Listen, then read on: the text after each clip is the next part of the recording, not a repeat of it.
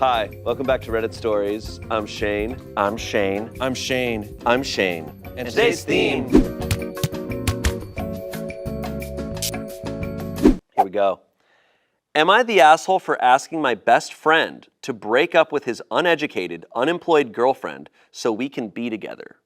Whoa. Fair question. Fair question. Was the friend psychic? This is the plot of Challengers.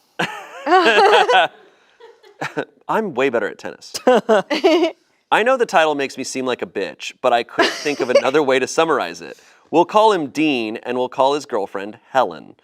Basically, I'm a university student, and I interned at a marketing company over the last few summers. Dean was my boss there, and we became really close friends. Our friendship moved outside of work, and I no longer interned there at all. The more we talked, the more I fell for him. He's incredible, hardworking, successful, funny, the whole package. His girlfriend is not, in my opinion. She's actually a loser. She's uneducated and unemployed. Helen dropped out of high school because of family problems. Helen stayed home with her mom and still does when Embarrassing. Yeah. Helen stayed home with her mom and still does when necessary because her father can't retire. Over the years, Helen had admitted it's weighed on her own mental health. She sees a psychiatrist and takes medication. She's developed her own irrational anxiety. She's had some jobs over the years in the hours her dad is home with her mom, but would have screaming, crying panic attacks while on the job. She has them at home sometimes too, at night, but she can calm herself down okay apparently. Subsequently, she's never finished school or held down a job. Dean and I have talked about it many times. He insists she's doing her best, that she does all the cooking, cleaning, laundry, yard work, etc. at home. She gets a very small amount of money from her father for this weekly. She also does video game streaming and makes some money from that. Barely any, I think. They've been together for 5 years, and he's come to terms with the fact she may never work or get educated. Dean has a marketing degree, but he doesn't seem to care. He says he will provide financially, and he's okay with her being a stay-at-home mom someday, or even just a stay-at-home wife. I DM'd him asking him why he's even in love with her, how he fell in love with her, just why. I don't get it. He can do so much better.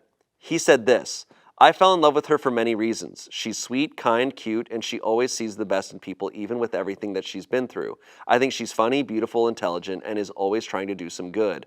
I like that she's random, silly, quirky, and passionate. I like how competitive she is because I'm competitive too. I like that she's athletic. I like how she can cook things top of the dome without the need to Google everything, like me. I love her giggle and I really love her smile. I like her singing voice and, well, all of her voices. I like her hugs and I love her kisses. I like when her fingers are in my hair. I like the things that she draws or makes to see you turning. I know what the thought was. What? Nothing. He started off just like, oh no, she's chill, funny, like I love the way, like, like it's just that escalate. No, like, no, I respect this guy. No, you should feel this way about your partner. Like, I love the way she chokes my cock. I just thought it was going. I like she bounced on it with no hand. I mean, no, this OP deserves to hear this. No, I know. My brain went to a million. When I started that sentence, I was like, "What did she do with her fingers?"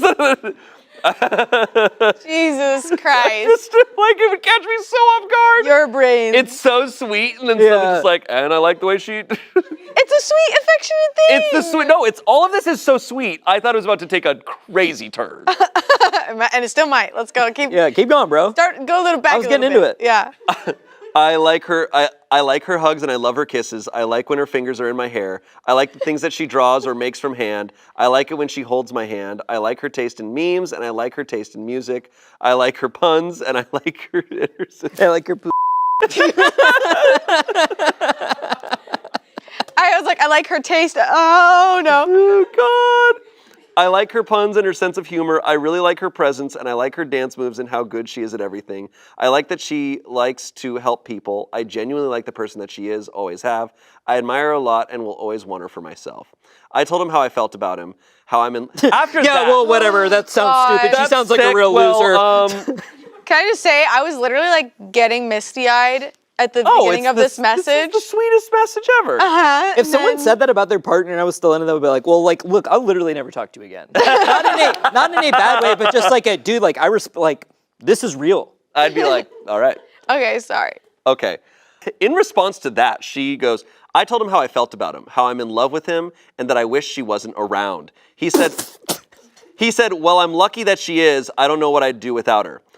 I told him he's just comfortable and he's staying with her because it's been a long time, that I've been at a place in my life where I thought I couldn't go on without certain people, but I survived, and he would too. He said this, well, I don't want to, so I'd appreciate you not saying things like, I wish she wasn't in the picture. That's awful. If you cared at all about me, then you'd say that I'm lucky to have her and respect that, you know? So he adamantly won't leave her, and I don't understand why. With the little money she earns, she saves up to do some very special things for him, got him a cameo from his favorite actress, took him to see his favorite sports team in the playoffs, got him a PS4, she's taking him to his favorite band this summer. She also does sweet stuff for him, like give him random cards, drawings, paintings, crap like that. I think maybe that's the real reason he stays with her, but I could do that stuff for him too. She's had years to do it. I'm studying hard. I work as a barista to get through school. I love talking to him. I love spending time with him. He means the world to me. Does anyone have advice on how I can win him over? Dude. I just want him for myself. I'm the better choice for him. He just doesn't realize it right now. What can I do here? Edit. Some people think I'm shitposting. I'm not. Here's some of our DMs. Whoa. Dean, how materialistic are you? OOP, you're really going to support some stupid bitch the rest of your life? That's really insane. He responds, it's none of your business. Why do you apologize if you're still going like this? She responds, because I don't think you realize how dumb what you're choosing for yourself is. She's not worth it. You can have someone who is your equal. Oh my God. He responds, listen, I don't have to argue with you about who I'm going to marry, LOL. You want to talk? We can talk about anything you want except my relationship. Otherwise, I won't be replying. She responded, you looked out for me, so I'm just looking out for you. We were fighting here, but we usually have a great relationship.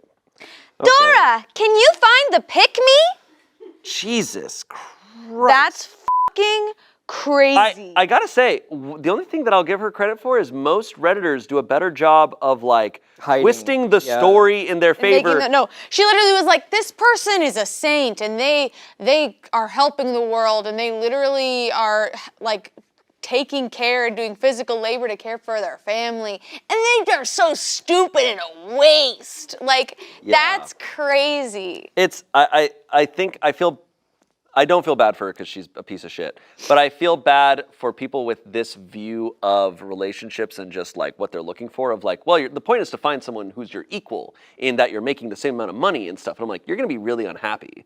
The like, because what he has is he's like, yeah, well, I'm with her because we love each other and we like each other and we like hanging out with each other. And it's like, yeah, it doesn't matter what your job is as long as you like hanging out together. Yeah, and like it's kind of, you need to define, like there's different definitions of like how you see people as your equal. Like, Totally. because OP doesn't see this woman as like hardworking, you know, which is Right. like this, like I literally got emotional because it's like this girlfriend is probably the strongest person that this man has ever met. Like she's taking care of her family and running a home and like probably couldn't pursue education, all these things because it just wasn't in the cards for her financially or whatever. And like she's literally, he said it, she is literally doing her best. And like it's just this OP is, this is a pick me where it's like she's trying to denounce the value of another woman and be like, no, I'm more valuable to this person just because I'm saying it. It's like it's not about You just get either into of the you. world of value. You're already lost. Yeah. How It old sounds- did they say how old any of these people? They This didn't is giving like 19. Well, I think that he's out of college. Okay. And she's So they're in their 20s studying. They're probably. still. I think they're in their early 20s. But she's staying home with her mom. Like it sounds like there's family problems. She has to stay home with her mom and still does when necessary because her father can't retire. It sounds like some really like unfortunate stuff happened to her and her family. Yeah. And she's doing this out of necessity. And so it's just like, But I think she has like this, the OP has a very like traditional view of like education and things like that. Like you're not a person unless you like graduate high school or graduate college, when it's like there is so much more, you know, and I think all of us to a certain degree were more or less like brainwashed to have that like opinion where it's like, oh, like, yeah, like if you don't graduate, like, you know, then it's like, yeah. Yeah, and you have your whole life to quote unquote get educated in any way you see fit. Verdict was you're the asshole. Comments, there's clearly something he sees in her that he doesn't see in you. You can't explain why people like who they like. If he's happy with her and the relationship, then that's that. Your attempts to drive them apart will only drive your friend away from you. OP responded, he hasn't let himself see me in that light though. If he did, he would see I can offer him all she does and more. He just thinks he's happy, love is blind. He has no idea what he's in right now because he's in so deep. If he could just wake up and realize we could live a very happy life together in the future. Someone responded to that, what do you think about any of this doesn't matter. It's what he thinks. Move on. She responded, why can't I change the way he thinks? I'm seeing it as an intervention for his dead-end relationship. I just don't think anyone here is hearing me out. It seems bad on the surface, but You guys are listening to me. Why is everybody mad at me? I'm not delusional, That's you are. crazy. The other one is, link him to this Reddit post and he'll be able to see where you're coming from in a way that's clearer than text messages. Oh boy. No, if someone like DMs me and was like your girlfriend's a bitch, it's like, oh, I'm like, you're blocked. You're done. Yeah. Yeah, no, for sure.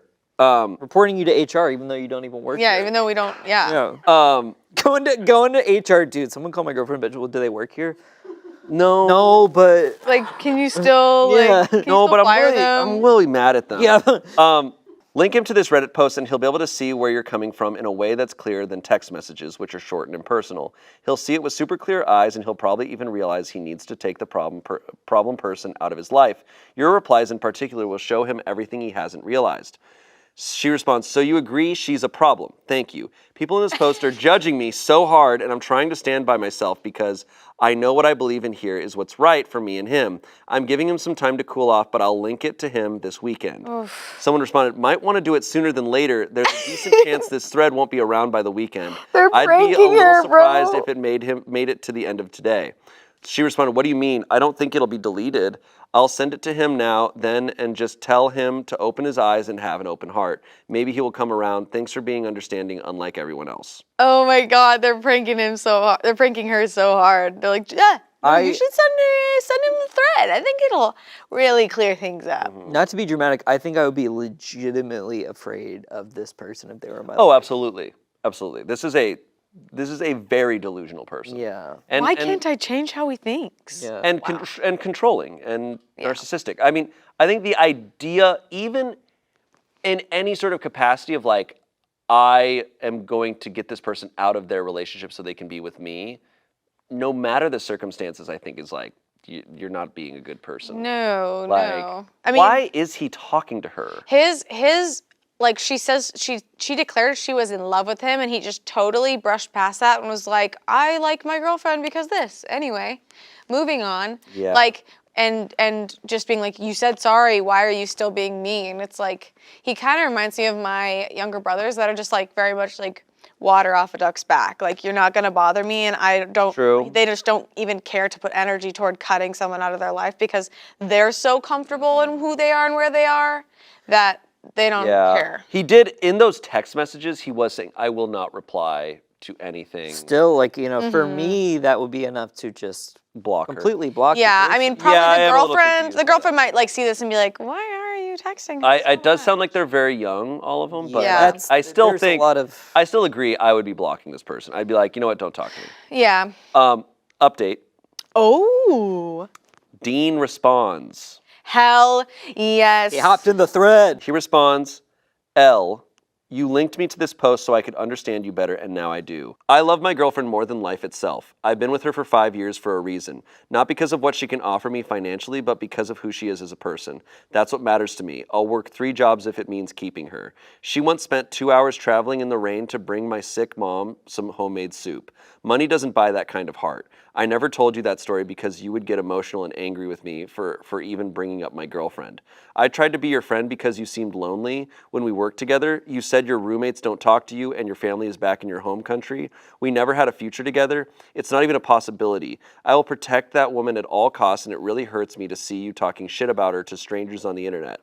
I hope you'll have the integrity to take this down. Maybe it's best we don't stay friends for now and see where things head. You sent me the link to this thread, and then you immediately blocked me on Instagram. Why? I don't understand what you want from me at this point, but it's no longer worth my energy. If you're ready to grow up and respect my relationship, give me a call. Oh. So I was thinking this post was all fake until this. I actually think this is real. I think she's really kind of a lunatic. Yeah. Why is he saying give I don't me a know. call? Do not say that, man. Like that's Say, give me a call, and then I would ignore it. I guess that's Yeah, fair. give me a call. But no, he should be saying like, no, I'm never talking to you again for the rest of my life. Yeah, for me, it'd be like, hey, please don't contact me again. Yeah. Yeah, and I think it would be fair for the girlfriend, if they were aware of this, to be like, to ask their Oh boyfriend my to not God. talk to this person anymore. Yeah. I mean, publicly shitting on both of them, calling him lots of names and her way worse names. It's like, this isn't a friendship worth pursuing. This is a bad person. No, this is truly a messed up person, sadly. I, a 22-year-old man, am in medical school, and my fiance, a 22-year-old woman, freaked out after seeing a diagram of a vagina in my anatomy textbook. Together for 6 years, I don't know what to do. Some backstory, my fiance, Annie, and I have known each other since we were children and began dating junior year of high school. After high school, we both went to our state school, and I asked her to marry me junior year of undergrad. I have always dreamt of being a doctor, as has she. When the application process began, I applied to a good mix of MD, Doctor of Medicine, and DO, Doctor of Osteopathic Medicine, schools of varying degrees of selectivity, though all med schools are insanely selective. I had initially planned on continuing my education at my state institution because I did not want to take on too much debt. I did end up getting into my state school's med school, but I was also unexpectedly offered a spot at one of the best med schools in the country, top 3 in New England. We are from the West Coast. I would have been inclined to reject the offer had I not also qualified for a partial but still significant scholarship. It would still cost me more out of pocket than my state school would, but not significantly so, maybe a couple $1,000s more. Annie, despite pleas from myself, our parents, professors, advisors, etc., applied to only our state school and to some insanely selective top 10 MD schools that she, to be blunt, had no chance of getting into, given her admittedly mediocre grades and research experience. She was rejected from all the schools she applied to, including our state institution. Obviously, this crushed her, and I have tried my best to support her during a difficult time to help her remain optimistic. Our situation now is this. I am currently enrolled at the aforementioned New England Medical School, while Annie has decided to take a year off to strengthen her profile with research experience, physician shadowing, etc., and is currently living with me. There were no jobs open related to her undergrad major, political science, here or in our home state, that would be able to give her sufficient time for research. So she is currently working part-time in the retail industry. I've tried my best to be completely supportive of her, as I know this is a difficult time for her, and I have never ever said, I told you so, or anything along those lines. This is what ended up happening on Friday night. I was home studying for a test on Monday when Annie came home from work. She came over to my desk and kissed me. I asked her how her day went, and she didn't respond, and suddenly looked very pissed off. After a few moments, she said, "What the f*** is wrong with you?" while pointing at an anatomical diagram of a vagina in my textbook. I was speechless. After regaining my composure, I managed to let out a surprised, "What do you mean? I'm studying." To which she said something along the lines of, "You know what the f*** I mean. Why the f*** are you looking at pictures of women's vaginas?" This was very strange because she knows I occasionally watch porn and has no problem with it. In fact, I know that she enjoys porn from time to time as well. I explained to her that I have to take anatomy in medical school, but she wasn't having it. She took my textbook and stormed off to our bedroom and locked the door. I could hear her crying, and I kept apologizing. After a few minutes, she opened the door and threw her engagement ring at me before slamming it shut again to continue crying. I continued apologizing, but she did not respond at all. I spent the rest of the night on the couch. Saturday morning, she wasn't home. I checked my phone and there was a text from her saying that she was staying with a friend and that she was done with us unless I dropped out of medical school and found another job because, and this is an honest to God text from her, she doesn't want me ogling at vaginas like a fucking pervert. This is completely out of character for her. She has always been level-headed and reasonable and has no history of mental illness or anything like that. I am not a stupid person, and I know that this has way more to do than a picture of a fucking vagina in an anatomy textbook, but I have no idea what to do right now.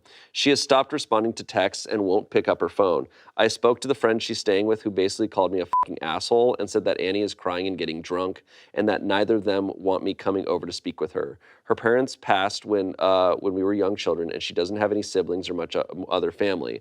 I have no idea what to do anymore. I love her more than anything, but there is absolutely no way I'm dropping out of medical school for her. And I would rather we break up than I bend to her completely unreasonable demands. But I am very concerned for her mental health right now and need any advice I can get. Okay, well, her mental health is not your responsibility. No. Wow. Yeah, that is. This is way out of proportion, and also completely unreasonable. It's definitely about her feeling inadequate. It sounds Yeah. like this is built up for a long time, and it For just sure. blew up there. Yeah. Because what she is describing without any other context is completely unreasonable. Like Yeah. getting jealous over an anatomical vagina when your boyfriend is in medical school. It sounds like a sketch. Right. It Yeah. sounds like a joke. Right. Like, what are you Exactly. looking at? It's Right. like the things that they have up in doctors' offices. No, like Queen, he's Right, it gonna has, look like, at the- so many vaginas in the doctor's office. Yeah. Like, how are you gonna deal with that? You Right. know? Yeah. It's absolutely no, it's the like, greater picture. Like doctors see everything. Oh, yeah. So much so that they truly don't give a shit. Yeah. But it's so odd, and especially what he said, like, oh, she knows I look at porn and doesn't care. Yeah. This just, it almost felt like she was searching for a reason, For sure. and she found it. yeah. I also hate the friend being like, yeah, she's so upset and she's getting drunk. It's like, I'm also triggered. It's like, okay, get drunk then. Yeah, Right. it sounds like some. Why, like, stop freaking out. Yeah. It sounds like some childish behavior. Yeah. Absolutely. We gasped at she's staying with a friend. Like over all of Oh, that. Yeah. Come Yeah, on. it's and here's the thing: they're about to go into either moving across the country or a long distance relationship. This isn't gonna last. No. And it's Annie's fault. Like this guy sounds like he said, he has never said I told you so. Like he is just taking the relationship for what it is. I think Annie probably had this other idea of we're gonna get into this big school, we're gonna be doctors together, we're gonna do this and that. Especially if they started seeing each other when they were like younger in high school, like they've known each other Yeah. for a while.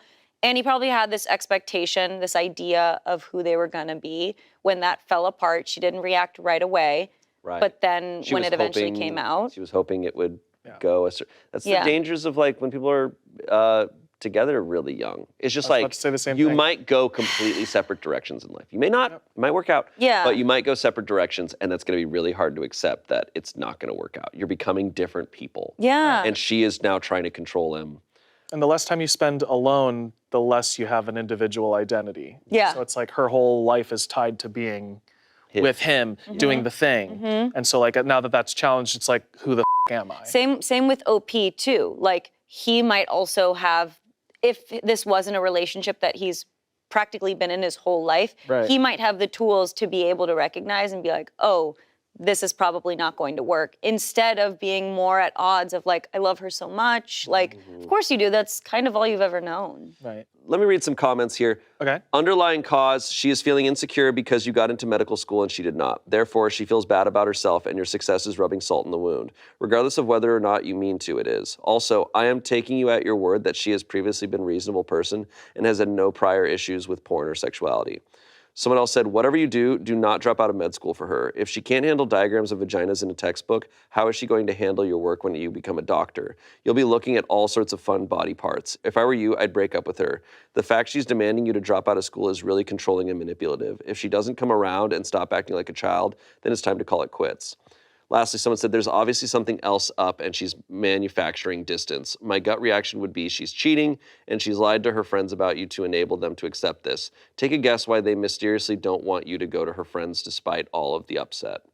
I think really this could be as simple as just Insecurity. his life is becoming what she kind of hoped, or she now know, like I think she sees, oh shit, he's moving on and she's sabotaging it. Yep. Right. It's like, I'm just gonna blow up Just this blow it up. relationship. And it maybe feels in her mind a little more logical to find this this like anatomy reason for her to be like, well, you have to drop out because of I this. think she was searching for a reason. Yeah. It's the For sure. closest And it's she like, it's got. not because of the vagina, it's because you did not get into medical school and you feel inadequate. Yeah. But she is like using that to kind of cloud her Yeah. reasoning and be like, no, it's this reason why.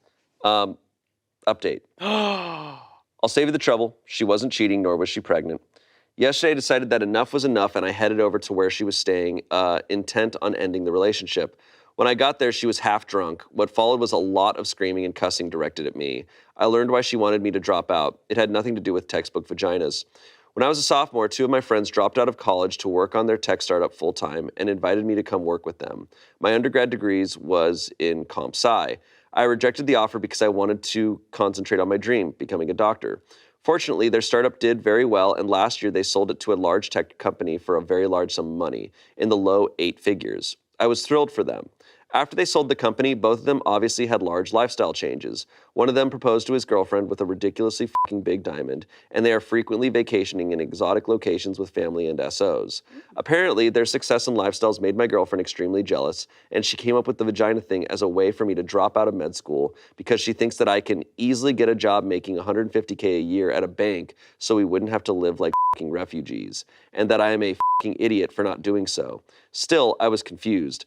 I asked her about our dreams of being doctors. Turns out she never really wanted to go into medicine, but only claimed to because it was all I ever talked about. I guess that explains her application strategy. I was done. I broke up with her on the spot and told her not to contact me again. She is going to continue staying with a friend while we figure out a living arrangement. That's the end of that one. Wow. Dude, it's so sad. And I've seen this before when people just truly blow up their life. Like, they're just like, I'm gonna blow it all up. Yeah. It's gone. She sounds like a wreck. The upsetting. The fact that she was getting drunk and like, she's probably just been getting drunk for days. Right, right. drinking. It breaks my heart, I think, when you hear like these partners, like this relationship that has been around for so many years, and like she just turned on him. She just like cussing, yelling, screaming. It's just like, you're not fighting like you love that person. You're fighting like you hate them. Yeah. Calling them a fucking idiot, like that is so painful and so hurtful. And just some people, I just think are, in an effort to express their own feelings, just conveying so much pain on another person. And it's that lack of awareness. It's that gap that isn't discussed enough, especially between partnership. Devastating. Crazy. Sorry, I don't have much to say. I'm very like. Yeah. Yeah. No, I'm glad he broke up with her. Yes. Right then and there. I think Yeah. that was going to happen. It was either going to happen then or it was going to be a long, drawn-out process. Totally. Much better to do it now. Yeah, So it's he's a done. smart king. They're young. Hopefully, both of them. I mean, he's following his dream, but hopefully she can eventually recognize reality and turn things I around hope she herself. grounds herself. Yeah. Am I the asshole for pursuing the nanny? Oh my God. Well, let's hear him out. Yeah. Oh God, the pursuit of the nanny. In pursuit of nanniness. I'm on my way. I'm in pursuit. Cliche title, I know, but my friend group is split, and I'm being called an asshole, so here I am. Arsehole. Arsehole. Am I the arsehole? Hey, sorry, Tiffany. Am I the arsehole for pursuing the nanny? He's sort of an arsehole. I, a 43-year-old man, have been pursuing a relationship with my friend's nanny. He's in finance, she's a doctor, so they needed an extra pair of hands to look after their 6-month-old. About 2 months ago, they found Ella, a 29-year-old woman, who they were happy with, and she's been a great help. So I was told.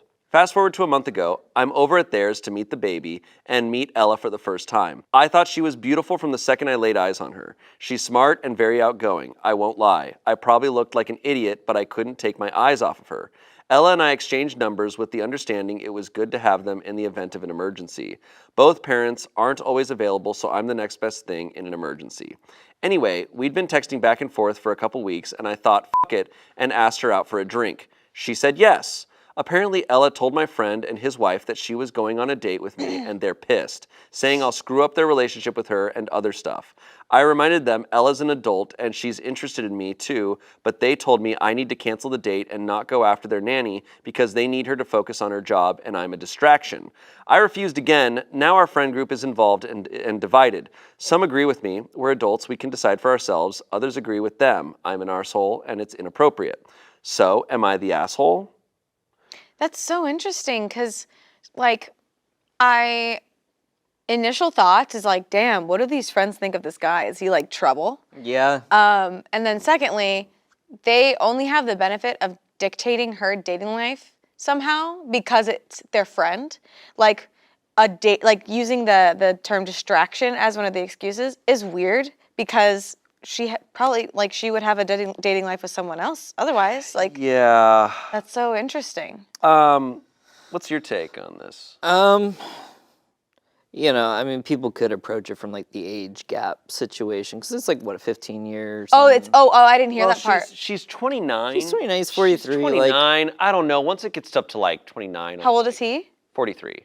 Okay. I don't know. 29 and 43. It is an age gap, but it's like at a certain point, it's like she's fully capable. Yeah, Her frontal lobe is fully there. I think what I'm clocking though is I just don't love that like immediately he meets her and it's like, oh yeah, we're gonna like, you'll be our emergency contact just in case. And immediately he's like, oh, I'm gonna pursue this person. Yeah. Like it's like maybe give it a little bit of time. It's kind of an interesting setup. It's almost a little too movie-esque where it's like, oh, like, and we're gonna bring you on like who meets their friend's nanny and like exchanges know. numbers, Yeah. like just in case, like That's what I'm saying. It is feels like weird. this guy might be trouble in the friend's Yeah. eyes. You know? The verdict is you're the asshole, which has me wondering if there's some more to this. Yeah.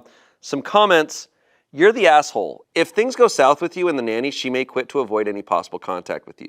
You are not a good friend to say that because you're consenting adults. It's not your problem even though you say that you can see where they are coming from. Someone else said, you're the asshole. I think your friends know your history and are right to be pissed. It would be one thing if they said it was fine, but they're not okay with it. Technically, they have no say in what you or the nanny do outside of her watching their kid. But it is their business if you screwing the nanny causes the nanny to quit. It is hard to find a good nanny that you trust. It would be much easier for them to replace you than the nanny. If you value your friendship, back off. Lastly, someone said, you're the asshole. Initially, I was sort of on the edge, and then you posted this. So this is another post from OP. I've dated all ages, appropriately, of course. I just enjoy the company of younger women. They're more adventurous and fun to spend time with. I'm not looking for anything particularly long-term, just to enjoy some time with an attractive, albeit younger woman until things reach their natural conclusion. All right, so... Yeah. not the now best intentions fully... with this nanny. what are your intentions with my nanny? The kid asked. The father of the baby jumps in the comments. Let's go. I called it. I'm the father mentioned. Ella isn't 29, she's 24. He is so much worse in real life.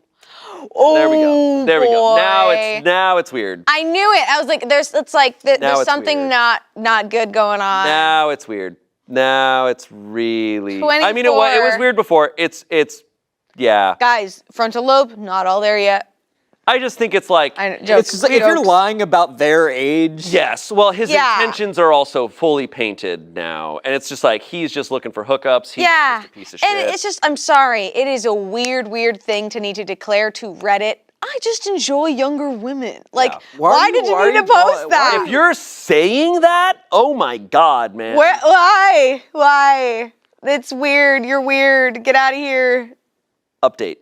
Oh boy, this is spicy. This is a comment from the father of the baby. This is a full comment. So the father did find this and commented that. I'm the father. Ella isn't 29. She's 24. He's so much worse in real life. So Reddit seemed to clock that this guy was a piece of shit. Okay. Update from the comment from the father of the baby. You're the asshole.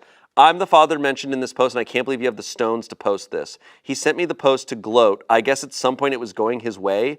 Most of what he said is true. My wife and I had a baby 6 months ago and hired a nanny. He is not my baby's godfather. We are not friends, and he did not ask Ella for her number. He took it from the baby book my wife put together in case of emergencies.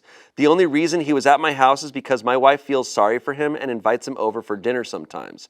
For what it's worth, Ella is neither 29 nor interested. She was being polite because you told her we were best friends and she wanted to make a good impression. I've told her to block his number and every single social media I know he has and apologized profusely because I don't want her to quit. Jake, because I can do a piss poor job of picking an alternate name too, you're the arsehole. If you come near my family again, I'll lay all your shit out for the world to see. Dude, it's giving Smosh Pit Theater. We need to act this out. I know. Full accents. Yeah. You've got the Arsehole. stones. You got the stones to post that. Truly, he's sort of an evil person. Yeah, he's sort of an evil person. That's crazy. Update number 2. Oh. Once again, this update comes from the father of the baby. A few people asked me for an update. I did start writing one before the post he wrote was deleted. I don't know why, and I don't care. I saw screenshots of the messages from Jake, and to say I was disgusted is a massive understatement. He bragged about wealth I'm fairly certain he doesn't have, how close we all are, and how he introduced me to my wife. We were married when we met him.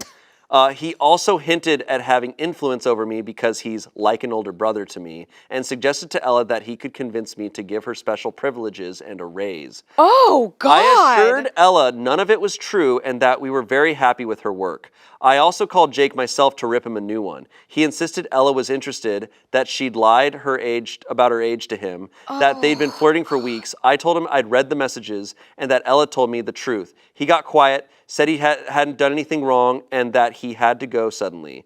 He's been blocked everywhere. I'm also paying for Ella to change her number to make doubly sure he can't get through to her. Not the most exciting. I imagine some of you thought he'd turn up at my door again or something like in the movies. I'm glad you enjoyed my life turning into a waking nightmare for a day. Also, f*** you, Jake. F*** you, Jake. F*** you, Jake. Yo, we talked about dynamics earlier. That was disgusting. That was disgusting. It's disgusting. Disgusting. He starts of an evil person. Oh, no. That's an icky boy That right is a there. bad guy. Yo, so many things wrong with that. She lied about her age. I didn't know how young she was. I did nothing wrong. I gotta go.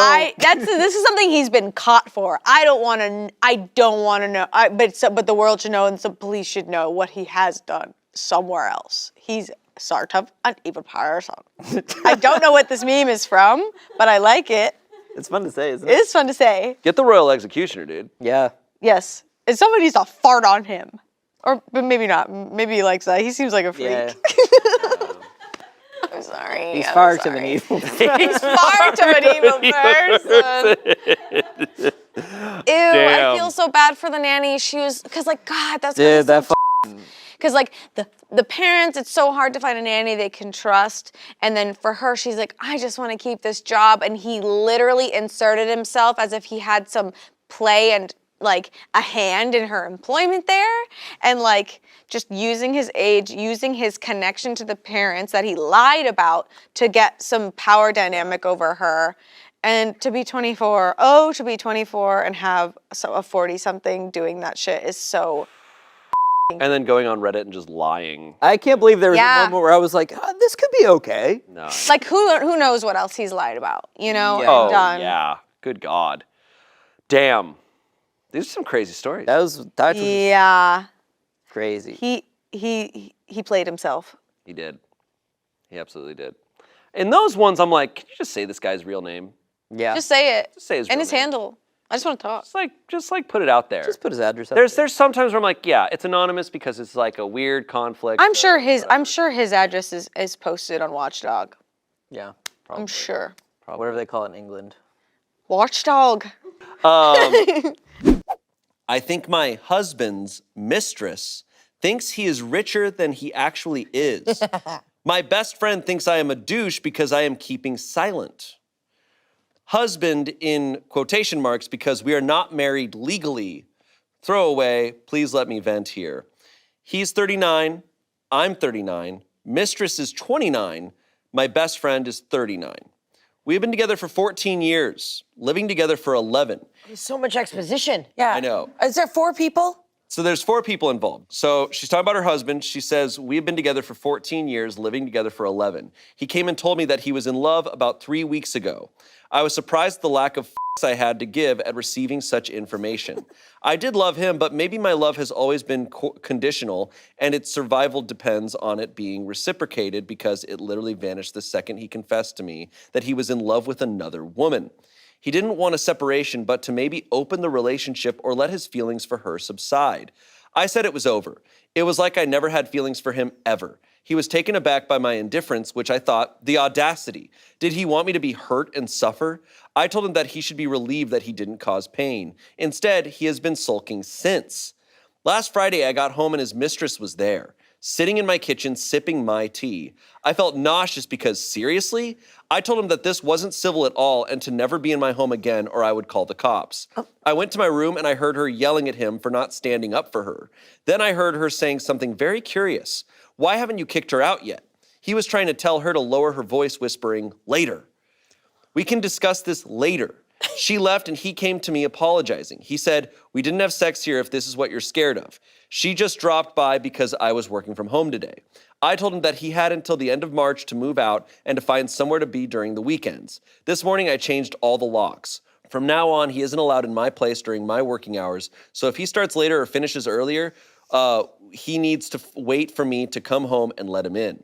But his mistress's words stuck with me, so during the weekend, I have been stalking her social media. I think she thinks that he is rich, or at least that he owns my apartment. I think she also thinks that my parents' summer house and boat are his. Unfortunately, the loser has taken her there, probably bragging about his wealth because her hashtags were all about the good life. I was telling my best friend all of this, but she was more agitated than indignant on my behalf. She told me that he was scum not telling Mistress the truth. I agreed, I know, right? But then she said I was no better, not explaining to her his situation either. I was dumbfounded, but she was serious. I told her that this wasn't my job to bring back Mistress to earth. My best friend got very angry and demanded that I give her Mistress's username so that she could warn her. No, I said, she called me a bigger douche than he is then. I don't know what's going on with these people. Have they gone mad or have I? When did our moral compass go askew like this? Can someone tell me that I am not insane? What a crazy situation. I also love that it's just Mistress. Mistress. I know, Mistress. So Mistress is there. The Mistress clearly thinks he's rich, but he's using all of her things, Yeah. bragging about it. But why the moral compass needing to be about No, the friend is weird. the wife? what's going on with the You have to friend? warn him. The friend is saying. The friend said Friend's saying you need to tell the Mistress that he's not actually rich. not rich. It's Exactly. like, I don't understand what that you don't have to look out for her No. at all. She's fine. That's not a lie that she needs to be warned about, right? Like, I think if he was like crazy or dangerous or something, it's like, agree. hey, you Yeah, should tell yeah. her that he's crazy. It's like he steals money. No, Be he's careful. just, he's like, she's also hopping into a really messy situation knowing that he's married or in another relationship. Like, if already you know someone's kind of a liar and a backstabber in that kind of way, you can't be too surprised if it turns out they're lying to you about something. This is messy. It's just super messy, but Literally. like all these people are kind of willingly like, or the Mistress is kind of willingly in this weird situation. She's doing the right thing by just kind of pushing it all away. And Really? I think that she should talk to both of them at the same time and go, I just want to get this straight. You guys know that house is mine and this apartment is mine. I guess I support that only in case this gets trickier if he continues to pretend, and that's going to be more invasive of her life. You know, she doesn't owe anyone anything, but like doing it as a means of just like. But if they're going to her house. Oh yeah, I think she's assuming that they've gone there. Maybe not. The good life. What a cringiest good life. hashtag. I know. I don't understand. She likes rich things because the hashtags she The uses. good life? I've never understood. Like, there's a lot of times people don't understand. They don't know that they are the other person, right? Yeah. I'm like, okay, I understand that. But to willingly go and be like, oh, this person's married, and I'm with them, and I'm gonna be in a relationship with them. I Like, think- that's, to me, I've always thought that's a little crazy. Me too. Yeah. Sometimes it's not the mistress's fault, but that person that they're dating could make them feel like they're the It's only just one. kind of really love bombing them, telling Or just oh, like you're actually manipulating the them, being one. like, I don't, like, give me another month or whatever. Yeah. I'm gonna leave her. You're the one. And that makes them feel empowered to be like, I know I'm the other woman, but he loves me. Is usually what I feel like I see in like Yeah. television and movies and stuff. There doesn't feel like there's a lot of context here. Like, No, it's a very like surface story in many ways, but still. So weird to be like, you have to tell him he's not rich. yeah, Some she doesn't have to people- warn the girl at all. That's Yeah, on him. Her saying she's worse than her husband is some What's going on with the wild shit. friend? The friend's weird. The friend needs to take Is- a shower Wait because a she's messy. Is the friend friends with the mistress? You know, she sounds like just she's got very strong morals in her own way, and she feels very strongly about it. That's fine to believe that she should tell the mistress, but to say you're worse than your husband who's literally having an affair and all this stuff is Did the friend have an affair with the husband before? And maybe she was like, I fell for the boat. Yeah. I don't want her to She's fall like, for the wait, boat. that house is yours? Bunch of comments here. If the other woman had been completely unaware he was married, telling her would be the right thing to do. However, she clearly went into this relationship with your husband knowing he's married. So f her. She can find out the hard way. OP responded, oh, she knows who I am since she works with him and he wears a wedding band. Someone else said, your soon-to-be ex-husband sucks, and honestly, I don't think that's your friend. Imagine sticking up for the mistress rather than trying to make you feel a bit better. Whether or not you are devastated, you may end up feeling it later on, or not at all, but regardless, your friend should be there for you. I'm sure you're getting your ducks in a row. I'd reconsider this friendship if I were you. The audacity of your husband to have his mistress there and her delusion thinking he could argue with you about it, they can live in squalor together. OP said, yeah, I was actually very hurt by her not being indignant on my behalf. It stinks. I have always been on her side during all her breakups since we were teenagers. Damn her, really. It stinks. Yeah. The last time I've said it stinks. It stinks. That seems messy to Lastly, me. someone said she was upset because she actually believes she has already won. He told her it's his apartment and that he will be kicking you out ASAP. She thought she was sitting in her new apartment at her kitchen table. She actually thought you were the outsider. I can't wait for her to find out the truth. Please update us when this shit hits the fan, and congratulations on standing up for yourself. This is the most satisfying post I've read all day. Whoa. I will say it's interesting her talking about like as soon as she found out he was having an affair, she's like, I just lost all feeling and I don't care. I'm like, that is like a What is that about? That is a real response that some people have, but it's like that's gonna hit you eventually, probably. Well, it's hitting her. I think as she wrote this, it's hitting her. I think it's hitting her. I think it's hitting her probably more than she's realizing. It's easy when you get on and you write to be like, I didn't feel anything and I don't feel anything. It's like, Yeah. what And are then you saying? all night you check the comments. Yeah, it hits in different ways for people. Someone also said, your friend sucks for caring more about the woman who chose to help hurt you than about you. OP said, I am having suspicions now about how her and her husband's relationship started, to be honest. He was married once before, but from what we understood at the time, he was divorced way before she met him. Now I'm not sure, or why would she be so empathetic to Mistress? Yeah. The best you're friend is so his right. ex-wife. No. No. The wife used to be a mistress. No. The best friend. Hey, this is messy. No. We're going to figure this out. No, sorry. The OP is saying that her friend, her friend's husband was married before, so she thinks her best friend might have been a mistress at one point. Wait. So Oh. her best friend is relating to the mistress. To the mistress. Oh, it's not as complicated as we made it. Yeah. No, that's what she's saying. She's like, oh, maybe this was a situation she had A lived mistress through. knows a mistress. Yeah. A mistress A supports mistress a mistress. can find a mistress. I can't wait to figure out what mistress's name is. Yeah. Yeah. Yeah. Messy. Very messy. Very weird. Wow. Update? No update. What the hell? Yeah. Get out of here. My boyfriend, who's 28, is obsessed with a lantern he found at a flea market, and it's getting weird. How do I approach this? Break up. That's an Oni right there. You gotta exercise that. My boyfriend found a book at a bookstore, and it never ends. And okay, here we go. There's a weird dog dragon. So my boyfriend, who's 28, and I, 26, recently went to a flea market, and he found this old-style lantern that he absolutely fell in love with. He bought it on the spot, and I thought it was a cute little vintage decoration for our apartment. But now, things have taken a strange turn. Ever since he got the lantern, he's become super attached to it. He keeps it by his bedside and even gets up in the middle of the night to walk around the apartment with it, pretending to be an old-timey watchman. He'll say things like, all is well, or the night is dark and full of terrors, and he really gets into character. At first, I thought it was kind of funny and endearing, as he always had an eccentric style of humor, but now it's starting to annoy me. He does this almost every night, and it's disrupting our sleep. I've tried talking to him about it, but he just tells me that he takes his watchman duties very seriously and that it's important for our safety. The issue is, I genuinely cannot tell if he's joking. Has anyone else experienced something like this? How do I get him to tone it down without hurting his feelings or making him feel like he can't enjoy his quirky interests? Thanks for any advice. Ooh. I think, okay, first off, this guy is awesome. Yeah, he's awesome. This guy rocks. Yeah, I think some people, it definitely sounds like he's doing a bit. Definitely doing a bit. And some people, I think they just don't know when to end the bit. Yeah. Yeah.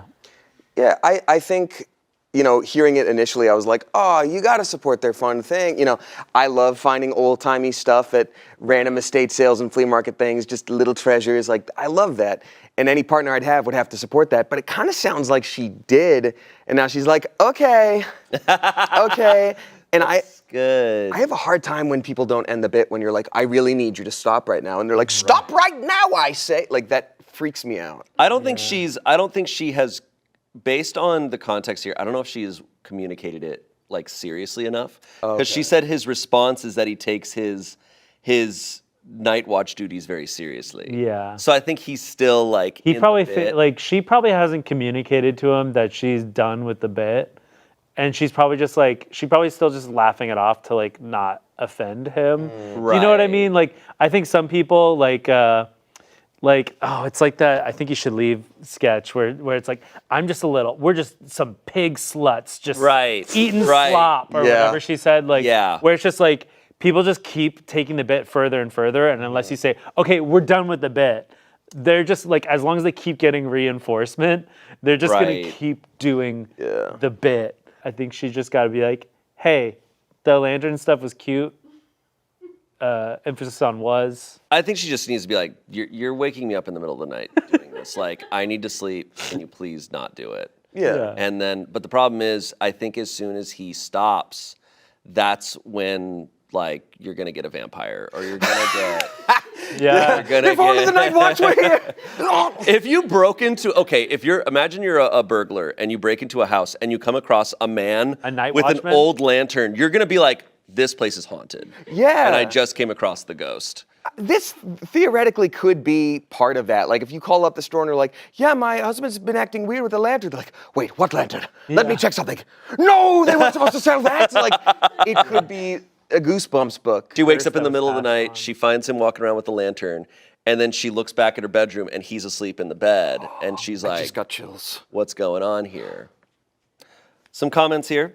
Well, the simplest answer is usually the correct one. Clearly your boyfriend has been possessed by the night watchman who initially drew him to buy the lantern. Someone else said, not sure why you're worried. He literally says all is well. Someone said, get a bigger, fancier lantern with a brighter light to assert dominance. Make it weird. Yeah. I like that. I think moth infestation too could take away some of the fun of the lantern. Ooh, because that'd get some there'd be big a ass lot of moths moths. and leave them in the house and let them fly at them. Yeah, a bunch of moths at them. Yeah, flying. Yeah. Okay. Moving on. Am I the asshole for replying to a coworker's inappropriate texts by work email and attaching them? That's awesome. That's pretty cool. One of my coworkers who I had thought was friendly, but that was it, he is married, sent me some inappropriate texts at like 3 a.m. on St. Patrick's Day weekend. Asked me to come over and have some fun, and saying that he had been into me for a while and knew I felt the same. I don't. I'm a lesbian, but not out at work. He also sent me a naked selfie that luckily cut off right before his dick, but dang, it was close. When I saw them, I was out with friends and was like, what the fuck? Okay, this is a Monday problem.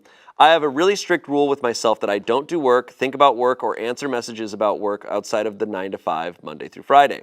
I also don't use my personal phone for work stuff. If someone from work calls or texts and it's not one of the coworkers I see as a close friend and trust to not talk shop on the weekends, I'm not answering. And I included dealing with this fucker as a workday problem, so I ignored his message.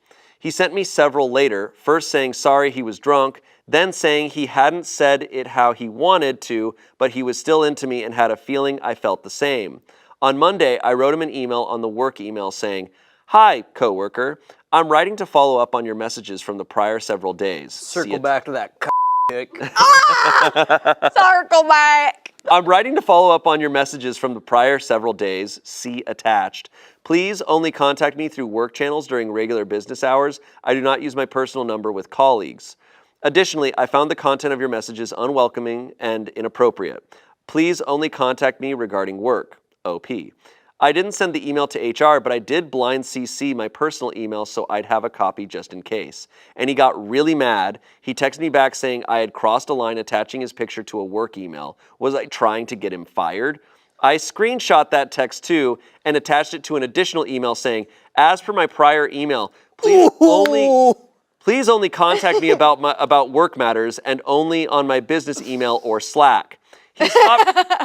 He stopped texting me, but he came to my desk to speak to me. And before he said anything, I asked, "Is this a work question?" And he said I knew what it was about. And I said that I wasn't available for a discussion at the moment. If he did need to meet with me for a work matter, could he please schedule a meeting on the calendar and include a read ahead to brief me on the topic of the meeting? Oh! He walked off. She is cold. I love it. She's amazing. I feel like I was a bit of a bitch in dealing with it when maybe I could have told him to cut it out by text. But I'm also fucking sick of dealing with this shit at every job, and I feel like my patience to use my own time and energy to gently ask guys to cool it is worn thin, and I want to set the precedent that I won't engage at all outside of work hours or work accounts.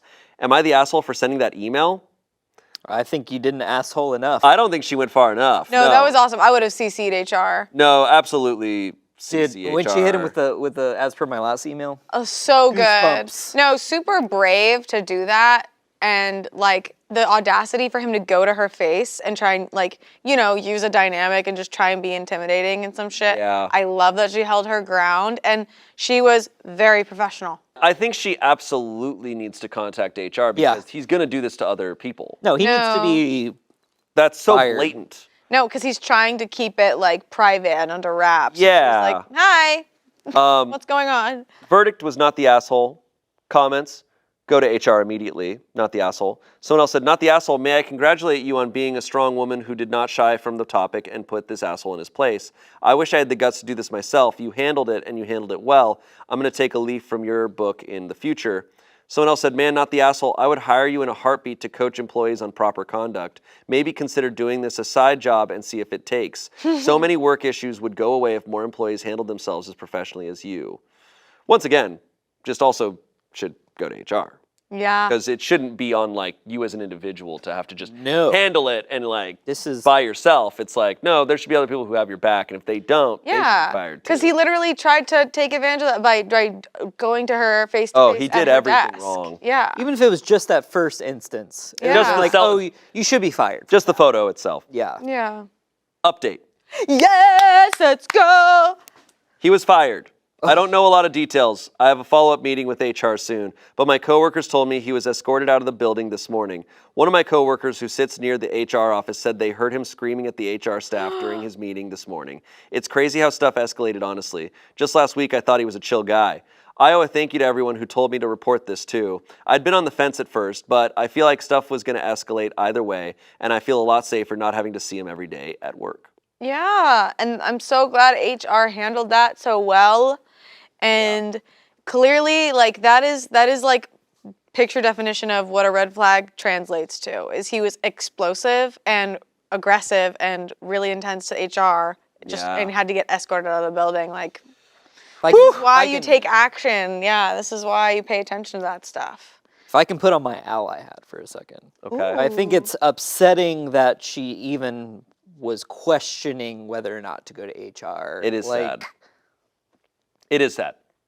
No. Yeah, I mean, it's natural to like want to protect people. Like in those situations, be like, well, I don't want to get him fired. Yeah. You know, it's like, I don't even know if are you saying like you're worried that HR wouldn't have fired him? No, it sucks that she felt like she had to handle it alone. that she felt like she had to handle it alone because I mean there probably have been many instances where like HR, like whoever's in charge has been like, well, he's like that, like I don't know.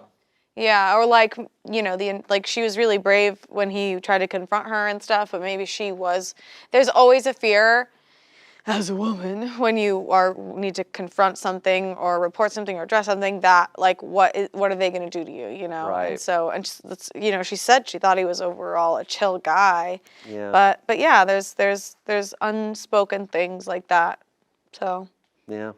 I didn't get a job because I was a bully in high school. Good. Moving on. We don't need to read it. I've been trying to break into a niche industry, 30 to 40 jobs in a city with a population of 3 million, lingerie made. Got it. No, I'm just kidding. I've been trying to break into a niche industry, 30 to 40 jobs in a city with a population of 3 million for a while now. I'm in my late 20s, and though it took me some time to decide what I wanted to do with my life, I have finished my degree and completed 2 internships. I'm working part-time in a related field and freelancing while searching for a full-time job in the niche industry. I'm willing to move for the right job, but I'd rather stay close to home. So I was stoked last summer when I got an interview for one of the very few entry-level jobs available in my city. I ultimately didn't get it, but the interview went well enough they encouraged me to apply the next time they had an opening. Then an acquaintance who works at the company called me up and asked if I wanted to get coffee. I figured she'd offer me tips on how to do better next time. Instead, she told me to give up on ever being hired there. Turns out, a girl I had gone to high school with is a real rock star at this company, and she threatened to resign when it looked like I was about to be offered a job. I hadn't realized it was her because her married name is different. I'll be honest, I wasn't a very nice person back then, and I probably was pretty awful to this girl. I looked my former classmate up, and her resume really is incredible. She graduated from college early and has won awards people who've worked in our industry twice as long haven't won. Her public-facing work is top-notch. I'm guessing she's the kind of employee a manager wants to keep around. My acquaintance's prediction appears to be true. I didn't get an interview for a new position at the company that would have been an even better fit than the one I'd interviewed for. When I asked why, I was told a staffer had raised some concerns and the company would not be moving forward with my candidacy. I'm heartbroken. I worked so hard for so long to get the training required for this type of work, and I don't think I deserve to be blacklisted for something I said when I was 17. I have my former classmate's work email. Should I beg for forgiveness? We need to know what she did, though. Yeah, this is yet another There's a whole dilemma. lot of layers to that. Like, to be like, I will quit this job. Like, I'm the best at this company. I will quit this job. It's like, honestly, I feel like I'm kind of on her side. the OP. No. Oh, the person who's the starting to bullied. quit. Yeah. I don't know. I again, of course, I definitely need more context, but I feel like it doesn't even feel like the petty thing to do, but I feel drawn to also speak up in the company. If somebody was hiring somebody that wronged me a while ago, I feel like I would be like, hey, I don't want this person here, and they affected me enough to still remember it. Right. Yeah. I do also hear, though, him saying, like, when I was 17, I did this. And it's like, okay, but you have to right that wrong. So I think, you have to beg for forgiveness, or you have to make it up in some way. But you can't expect for people to just forget about the way that you made them feel, regardless of how long ago it was. It's tough for me, like, it's not tough to relate to, but like at a certain level, because I didn't go to high school. But is it almost like a thing where when people are in high school, it's almost like, oh, this different life. And once you graduate, it's like, oh, did that even exist? But if you did something wrong to someone in high school in some manner of way, is it valuable, even if it's like years later and you haven't seen them, to like reach out to them and apologize? Just because like stuff from high school and like grade school like can really like live with people a long time. Like, is it mean something to be like, hey, I remember I was really mean to you in high school, and I just want you to know, like, I'm sorry. I'd love. And I feel like just, I'd love that. What sucks for her is had she done that years before, or like whenever, before this situation, then she could have been like, hey, I apologize to you, and like, but now she'll apologize in a way that's like, well, you just want the job. Totally. Right. You're doing it now because it serves you. Yeah. But the difference, because I've been in the acting industry for so long, like, it's such a known thing of like, be careful, like, don't burn bridges in this industry of any sort. Like, even people who are far less successful than you, like, if you're shitty to the PA, a couple years later, they are a producer suddenly. Like, it's just the way this industry works, and like, you should be nice to everyone because you never know who's going to be giving you work. Totally. Eventually. And also just don't be shitty ever, because like the makeup artist is going to talk to the art department, and then art department's going to be talking to that person. Like, everyone knows in this industry who's a piece of shit. Totally. So she kind of screwed herself. She's now known in this industry already to be a piece of shit. Right. Before she's even gotten into it. Yeah, I feel like I relate. Like, I am putting myself in these shoes. I feel like even earlier than high school, like I had some bullies in middle school, and if they like reached out and they tried to like get a job at Smosh, I would absolutely be like, no. Really? Oh yeah. But again, I know what they did to me. You know what I mean? Like, the context is so important. If it's like it was a passing comment or it was like harassment, right? Like, those are two very different things. But also, I would also confirm and agree that if they had reached out, regardless of how awful and horrible that was, if they had reached out like years and years after, even like last year, and they were like, hey, I just wanted to say I'm really sorry. Like, I've been reflecting and, you know, I apologize for this. I am all about reunions and forgiveness. Yeah. I would have looked it over. But it's now that it's a job that like you're using me for, it's like, I don't know that that would change much. It's tough to know. It's tough to know, like, the guarantee of people changing. You know, with Reddit, I do judge OPs for what they don't include in. She's like, I'll be honest, I wasn't that nice back then. I'm like, what'd you do? What'd you do? Tell us what you did. Like, Yeah. you're not Beat giving her us an up? opportunity. You want advice. This, like, I mean, so this was not originally posted on Reddit, actually. This Right. was posted from a forum that then got posted on Reddit. But it's still, like, you need to give us the context. Right. That changes everything. I think there are jokes that are said in high school that's like, you were 17. And then there's harassment that's like, people, you may not have changed in 10 years. Or she just cannot take that risk. Or also like that's the shitty layer of it for me, is that this is something that didn't affect OP that much, like didn't even think about it when she saw the other person's name, like versus this other person who has probably, again, if it is that much of her harassment or bullying that she received, it was probably trauma. It probably actually put her through years of therapy and was something that she needed to work on. And then here is this bully trying to come into her environment. It's not a big deal to her, but to the girl who was bullied, it's a huge, massive Like thing. a massive part of her life. Update. Right. Here we go. Good. I know you didn't solicit an update, but I felt compelled to send one. I did delete the draft of an apology email I'd had sitting in my inbox for some time. I applied for one more job with Rockstar's company, and when I didn't hear back, I decided it was really and truly time to look elsewhere. I found a shop in a town 7 hours away that was desperate to hire someone for a paid 9-month fellowship that started in June because the candidate they'd originally extended an offer to found a full-time permanent position. I said goodbye to my boyfriend, packed up my car and 2 cats, and drove to a town I'd never been to. And I hated it. Not the work, I actually loved the work, but the town sucked. Being away from my boyfriend and my family sucked. Not being able to make friends sucked. Everyone else my age was married with 2 kids already. I called my boyfriend every night crying. He was supposed to come visit me over Labor Day, but canceled at the last minute because he had to work. Seeing how bummed I was, a coworker offered to swap shifts with me so I could make the trip home for the long weekend. I hopped into my car after work on Friday and drove all evening, arriving at the place I'd been sharing with my boyfriend before I moved, a little after 1 a.m. Well, you probably know where this was going. He was cheating on me. I was devastated. Spent the rest of the night sobbing on my sister's couch and drove back to where I was working the next morning. Except I couldn't make myself get out of bed on Tuesday, or Wednesday, or Thursday. I was fired after my 3rd no-call, no-show. I tried to get the part-time job I'd had before moving for the fellowship back. They'd said come back anytime. But they'd found someone who was faster and more efficient than I'd been. Unable to afford a place on my own, I had to move back in with my parents. Not sure what else to do, I sent another desperate application to Rockstar's shop.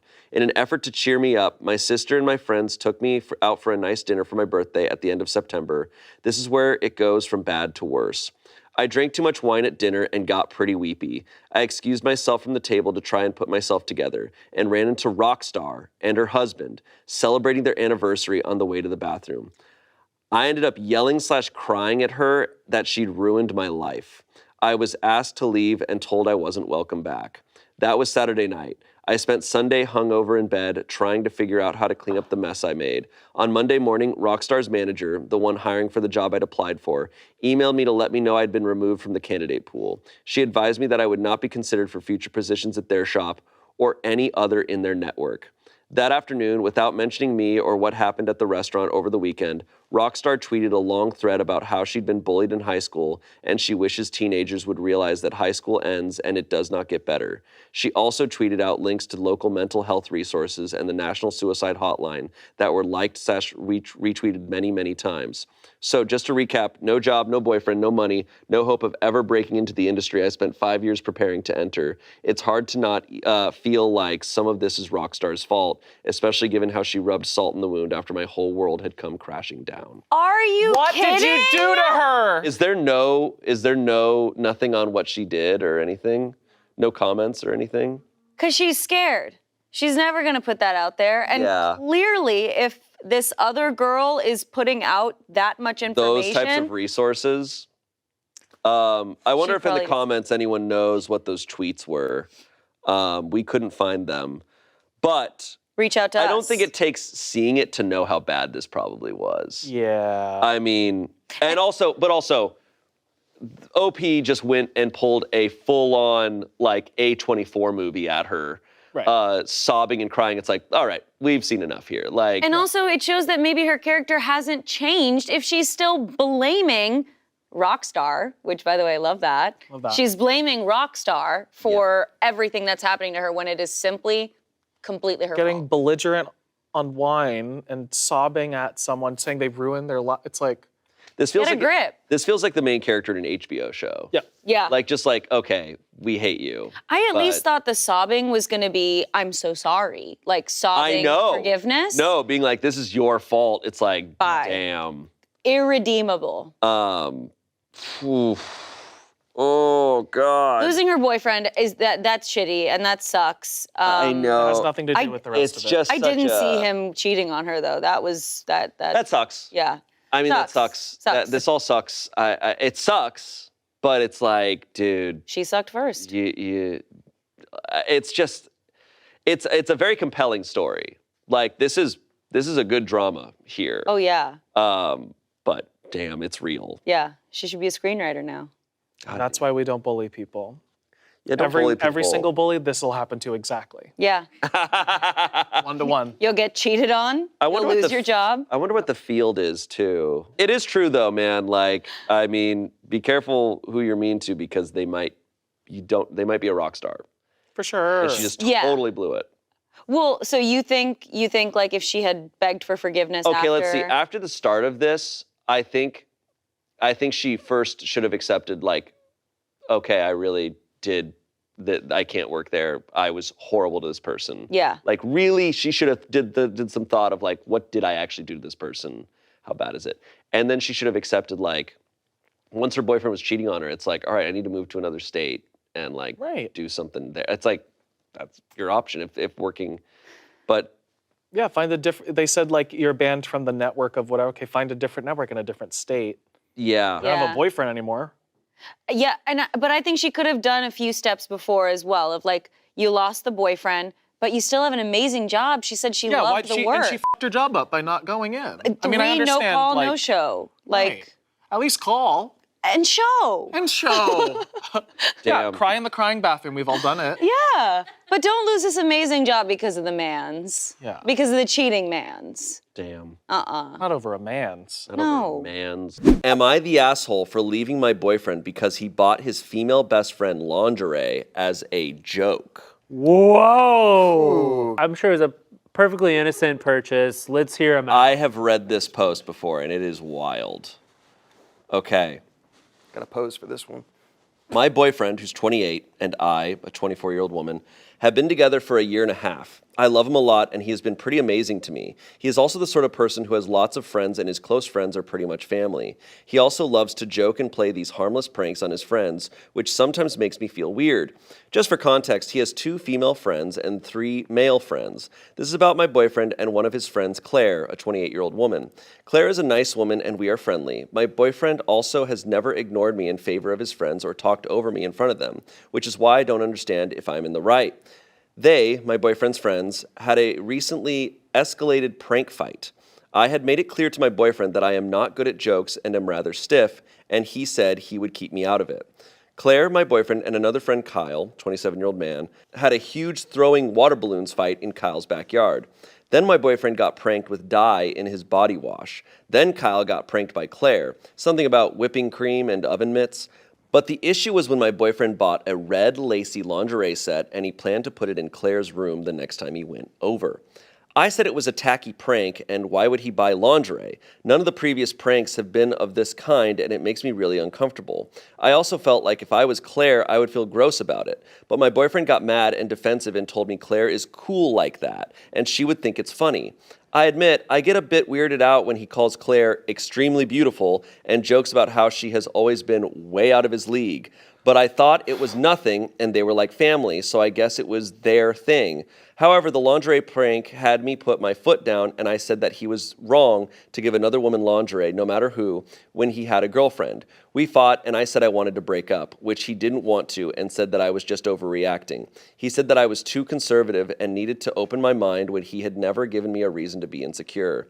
Claire called me and said that she and my boyfriend have been friends for a long time, and inside jokes are just that, and I'll learn with more age. I still feel weird about this. My best friend is supportive of me no matter what I do, but I've started to feel like I'm blowing this out of proportion. My boyfriend says that the fact that he told me and didn't hide it from me shows that I'm the problem. I have started to feel like I've blown this out of proportion, and maybe it's my fault I can't take a joke. I really feel awful about this whole thing. Am I the asshole? Edit. The people asking what the prank is with the lingerie, apparently it's an inside joke about how during their college days, she had some problems with the color red, and the lingerie would have just given her a shock of some kind, I guess. I told my boyfriend it was cruel, but he said it wasn't a trauma thing, just an inside joke. Claire also said over the phone that the lingerie thing was just an inside joke of their college days.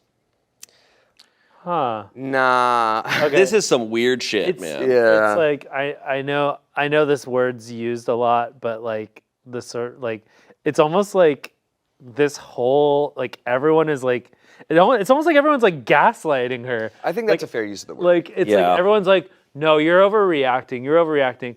Like there was a moment at the very beginning of this story where I was like, okay, maybe it's like a prank. But the more I heard, the more I was like, I mean, the thing that tipped it over for me was like, she told him not to do it. Yep. She said, this makes me uncomfortable. Please don't do this. And he did it. And he said, you're overreacting, dummy. It actually doesn't make you uncomfortable. Yeah. And did it anyway. And it's like, okay, at that point, like, you know what? All the pranks leading up to it are pranks, right? It's like, oh, water balloon fight, or I put dye in your whatever. I put whipped cream in your oven mitts. Yeah. And then it's just all of a sudden, it's like this thing where it's like, what would it be a funny prank what if I bought her lingerie and then I would like, oh my God, what if we had sex? Yeah. What if I like scattered roses in a trail to her bed? Wouldn't that be so? Oh, I'd prank her so hard. She'd be so freaked Lit a out. candle near her bath. Oh my God, what if we went on vacation for a month and you know?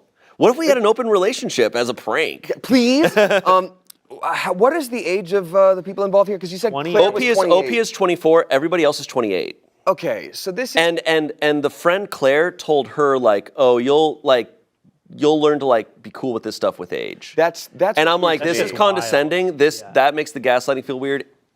I don't think I can't remember the update, but I remember my initial feelings when I read this story was like I was like, oh, they're cheating and they're both just gaslighting her together. Yeah. Verdict, not the asshole. Comments, not the asshole. You aren't blowing this out of proportion. How is buying lingerie and putting it in someone's room a prank? You'll learn with age. There's a 4-year age difference between you and Claire. Does she think in 4 years you'll somehow think buying lingerie is acceptable and somehow can be considered a prank? Girl, I'm in my 40s and I can tell you right now, that would never be an acceptable inside joke or prank. And you and your boyfriend telling you you're the problem because he didn't hide it from you is just plain trying to manipulate / gaslight you. You don't need him to agree to dump his ass. You deserve better. Drop him and Claire too, not literally. That'll teach him. Like, I can be with Claire now. What? We finally, like, sometimes we read stories, like, I think gaslighting gets used in a lot of incorrect contexts. I think this is an actual case of it. Because, like, they're doing something weird and they're all collectively like, you're crazy. No, this is normal. Yeah. And you're crazy. Like, if this is your idea of a prank, then you just don't know comedy? Yeah. Like, I think this was an excuse for him to throw out a line and see like. Yeah, I think so. Another comment here. My ex-fiance was gifted lingerie on Friendship Day by her male best friend. I was extremely uncomfortable. We later broke up due to the fact it turns out he escalated it to sex at some point afterwards. As a man, no man buys a woman underwear unless he wants to see her in it. You don't buy sexy lingerie as a joke gift. The prank war is just an excuse that gives him deniability because he is a coward. Yep. Sounds to me like you struck too close to the truth for his comfort, and he is shocked his perfect deniability plan didn't work. Lastly, someone said, if he's telling you that this girl is out of his league, you're out of his league. Move on. Update. Let's go. My inbox got flooded with DMs and I had to turn off Reddit notifications. When I posted this, I was ready to be called immature and ridiculous and get a couple of comments, but it seemed like the post blew up and the comments were kind of eye-opening. To be honest, before all this fiasco, my boyfriend has always been nice to me. Came with me to my grad school functions even though he found them very boring, but would do it so that I could network. He builds stuff like furniture and helps out with handiwork all the time. He is also very funny, and at the very beginning, I thought all his jokes were funny, and I sometimes wondered why he wanted to be with me. Plus, I was always busy with school and job interviews. His mom and I had even gotten close, and she has been saying how happy she was that we were together. I had always ignored his and Claire's weird dynamic because I told myself I was being insecure. I have male friends too, and I thought that just because we weren't like that doesn't mean my boyfriend and Claire can't be close. Claire has also never been outright mean to me. She was just aloof, and I thought it was because I was new to the group. To the actual update, my boyfriend and I broke up. I'm sorry, guys, but even after seeing so many replies on how he was cheating, I refused to believe it. I'm still in love with this guy, and he called me like a half a day after I wrote this post and asked to meet. I met him, and he said that he understood where I was coming from, but I was always too uptight to understand that friendship is friendship. He and Claire had known each other for years before I came into the picture, and I could not expect him to just ruin their dynamic. I asked him what sort of dynamic was red lingerie. Why couldn't it be literally any other type of clothing? He told me he had it with my insecurities, and that he and Claire talked and apparently I was making them sound like cheaters and homewreckers, and that he thought it was better I find someone like me who thought the idea of a fun night was junk food and a movie indoors. That hurt a lot. He had always known I had insecurities about being called boring. He always complimented me on how his weaknesses were my strengths. Now he says things like this to me. Also, before this lingerie fiasco, I had never said a word about his and Claire's friendship. I always supported his pranks and practical jokes no matter my opinions on them because I thought it was his business what he did with his hobbies. And he leaves without even putting up a fight because his girlfriend didn't want him giving lingerie to the woman he constantly refers to as his sexy bestie. What? Yeah. Pump the brakes? Claire didn't call or text after the breakup either, but Kyle did and said that he was sad that we broke up and he hoped I would be okay in the future. I asked him if my boyfriend ever cheated on me. He said that my boyfriend had only been a one-woman man when he was dating me, but he could understand that some women can't handle female best friends, especially if they look like Claire.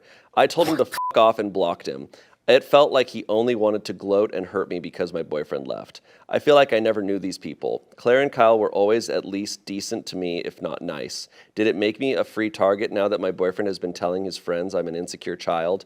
I don't know what to do now. I have been told repeatedly by both my friends and sister that I dodged a bullet, but I have been breaking down like a kid again and again. I'm even thinking of going to therapy after feeling the most insecure I've felt my whole life. Thank you all those who were supportive. It feels like my now ex-boyfriend just did the work for me. Wow. Yeah, maybe they weren't cheating, but it does seem like it's a dynamic where he's absolutely in love with Claire and Claire loves that power dynamic. And it doesn't even matter because they are all so disrespectful towards her. I think like they sound like a horrible match where she like, and I'm not putting this blame on her, but like she does sound like there are some serious insecurities. Oh yeah. And he is the absolute worst person for that. Well, he probably found her and like clocked her. And I don't know, like how long were they together for? Sounds like year and a half. Year and a half. Oh, that's okay, it? So she was like 22, 23 when they met. Yeah, and I think he clocked like, oh, you're super insecure and I can manipulate. And he may not even been consciously thinking that. Right. But he just because felt also that. the things that she listed that was like, he's so great for me. She was like, he comes to my grad functions and he makes furniture. And it's like, is that really like, no, the bar is that really where the bar is? I mean, yeah. The amount of times it's been like, oh, I got you flowers. And it's like, no person has ever gotten me flowers before. I'm like, oh, you mean they only did for your birthday or anniversaries? It's like, nope, never had flowers. And I'm just like, holy shit. Yeah, the bar is, he's not awful to me. Yeah. I don't think it matters whether he's cheating or not. He is super disrespectful to her. I believe that they weren't cheating. Yeah, there could be a world where like, that is how their friendship is. Great. But it's going to take a special kind of partner to be like, oh, yeah, I'm like that with my dude friend. How does he feel about that? But still, like... He would have a problem with it. It's a very specific relationship they have. Am I the asshole for divorcing my wife over getting a massage? My soon-to-be ex-wife and I are both in our late 30s. We've been together 12 years, married for 10. We are in a dead bedroom. It was totally dead for 6 months before I filed for divorce. It was on life support, ICU, for 5 to 6 years before that. We both wanted to be younger parents and both wanted 2 kids. We conceived our daughter almost immediately after getting married. When she was 6 months old, we started trying to have the second child. It never happened. After 3 years, we started seeing fertility specialists and found out we both have pretty serious reproductive issues. The doctor told us our daughter was nothing short of a miracle and said it was against all odds that we not only conceived but carried to term. It was after this that the sex life began to seriously decline. Initially, I thought it was just the pain of finding out and knowing we wouldn't be able to afford the fertility options and figured it would get better over time. It never did. It only got worse. 5 years ago, I would say we had sex 15 to 20 times that year. In 2023, we had sex 3 times. I have tried everything to improve this, spicing things up, talking, suggested counseling. I more than pull my weight around the house. We both work and work basically the same hours. I'm telling this because the usual stuff I read on Reddit about how the wife does it all is not even close to true. Over time, I have grown more and more resentful. The thing that makes me the most resentful is she knows I have a high libido and just doesn't care. I, on the other hand, know she loves to be rubbed on / massaged and never took that from her. I probably rub on her 325 times a year. Almost every night, I will rub her calves, shins, ankles, and feet. 4 to 5... Who up rubbing their wife? Look, I rub my wife. Dude, I rub it. I'm Ruh-roh. I rub my wife. and I rub sandwiches. You guys are so silly. Okay. 4 to 5 nights a month, I will go big and do neck, shoulder, back, butt, hamstring, quads, shins, calves, ankles. And That's crazy, dude. it's a full body massage. Wow. Who wants a body massage? Who wants All a right. bottom song? 2 of our audience got that. I noticed that doing the big massages was the best way to get sex, and as she was more likely to allow me to do the foreplay things I know work on her if I had already done this prep. I did them more often a few years ago, but now not as much. The success rate was never that great, maybe 20% of the time, but in the last 2 years, we are definitely in the single digits. When we hit the 4 months of absolutely no sex, I decided I wasn't rubbing on her ever again. The term is so weird. I don't rub you anymore. It only took, okay, so he's like, I'm gonna stop massaging you at night. Okay. It only took 3 days for her to notice and she asked me to. I told her no and I got angry. I said, why should I when you don't give a fuck about what I want? Obviously not my finest moment and huge argument followed. Things got ice cold at home, but I wasn't giving in. I was tired of all of it. He was like, cocky one, boy. A few weeks ago, she told me, fine, I will just start seeing a professional masseuse. I said, then I will start seeing sex workers. She said that was cheating. I said, fine, I won't, but you will not get a massage from anyone else. That is also cheating. She said I was being ridiculous, and I said, no, it's being touched in an intimate way by another. If I can't have that, neither can you. And I swear to God, if you do, I will file for divorce that day. The following weekend, she went to get her nails done. I know how long it takes for her to get her nails done. She came back almost an hour and a half later than I expected. She didn't say anything, just acted normal. I got on her credit card app on my phone, and sure enough, there was a $95 charge to the goddamn massage person in the same strip mall as the nail place. I lost it, and when I did, so did she. I think we both let out our years of frustration on each other. True to my word, though, I called a divorce lawyer on Monday. The only part that upset me was my lawyer said based on these circumstances, I couldn't list infidelity as the reason for divorce and had to go with irreconcilable differences. Anyway, she has been telling people we are divorcing because she got a massage. Since then, I have had a number of family members / friends call me to say I'm an asshole. Some of them, even when I tell them my real reasons, still think I'm an asshole and that my reasons aren't good enough. Personally, I think getting massages when told not to is plenty of reasoning. So am I the asshole here? Personal note, I reread this and I know it comes off angry, but I am angry. Angry at myself for wasting so many years. But I'm also angry because this was just the ultimate f*** you. She just went and did it anyway and didn't even try to hide it. Literally went to the same place next to the nail salon and used her credit card, which I pay, like I wasn't going to see the charge. Yeah. my opinion on this story was just simply that I was like, they just need to get divorced. Like, Yeah, these no, people the just- divorce, These people hate each other. I'm really happy they got divorced. Yeah, I mean, I feel bad because the wife, like, fertility stuff's really heavy. And, like, when you learn that you not only can't conceive, but it would be difficult to carry full term, like, that is a heavy sentence. Like, that can be a lot of pain, a lot of struggle. And, like, so she probably was really depressed and, like, isn't going to be excited to procreate, you know? And so, like, I understand that he felt resentful because he was doing so much for her, like, physically, but he's allowed to feel that way, but it's how you act on your feelings. And, you know. I totally agree. And I think given this as a just not professional at all, it just seems like, kind of a traumatic experience got tied to sex for them. So it's like, no, you're not going to seek out something that is going to only cause anxiety or depression or whatever, like a horror. So there's no desire there. It's like, no wonder the libido went away, because it's like, it's not exciting. It's not fun. It's not a positive thing anymore. If it's true what he says, that he suggested counseling and she declined and refused, No, that is a but big I think part. that's ultimately when you need to start going like, is this going to work together? Like, because is that traumatic kind of feeling connected to their relationship or not? Doesn't matter. Like, if this is who she is, you can't change that. If she's not willing to look at counseling, then yeah, you got to go your separate ways. But they let years of this go by, of just letting it fester. And like what he said was like, yeah, we let out years of frustration at each other. It's like, yeah, it's not about the massage. The massage doesn't matter. It's just that it's everything else. You guys cannot work together anymore, and it has to end.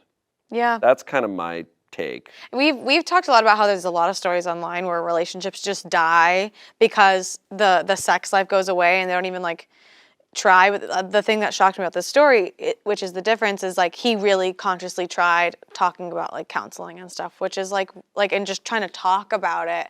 And so and then he just there was no okay, well then we should do something about this. Yeah, and I do wonder what those conversations that were, was because there's ways that you Yeah, can pitch counseling. It could be like, well, do we need to see a sex counselor? It's just like, if you're gonna it's like there's, and I do think, because there is a whole subreddit called Dead Bedrooms.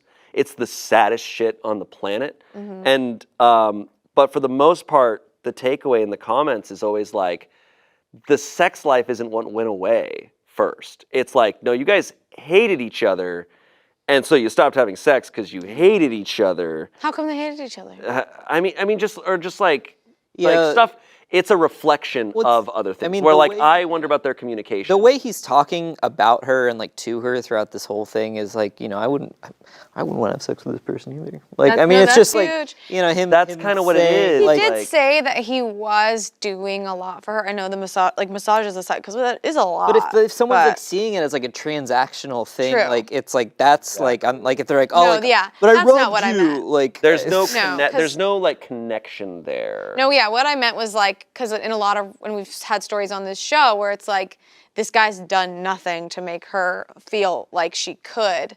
But yeah, no, there's probably a lot of missing stuff. It's kind of that like insanity is doing the same thing over and over again and getting the same results. It's like, it sounds like they've just been in this cycle where he's just like, well, Yeah. I massage you every night and we go through the same cycle every day, Yeah. and it's just like, why is nothing changing? It's like, well, you're kind of not like, I don't know their relationship. I don't know all the details of all the years they've been together, but it's just like, you're talking about like, you're talking about the transactional aspects of things, and it's like, but what's your actual connection? What's your actual relationship? Yeah, it's like y'all like hanging out. Yeah, like, Yeah, are no, you that's huge. I heard the term used by sex professionals of like furthering the plot. Like once you're married, once you're like, you have to kind of keep, what's the new thing? Like you kind of have to keep moving forward with your story. And it sounds like after the fertility issues happened, they just kind of stopped. And it's like, all right, yeah.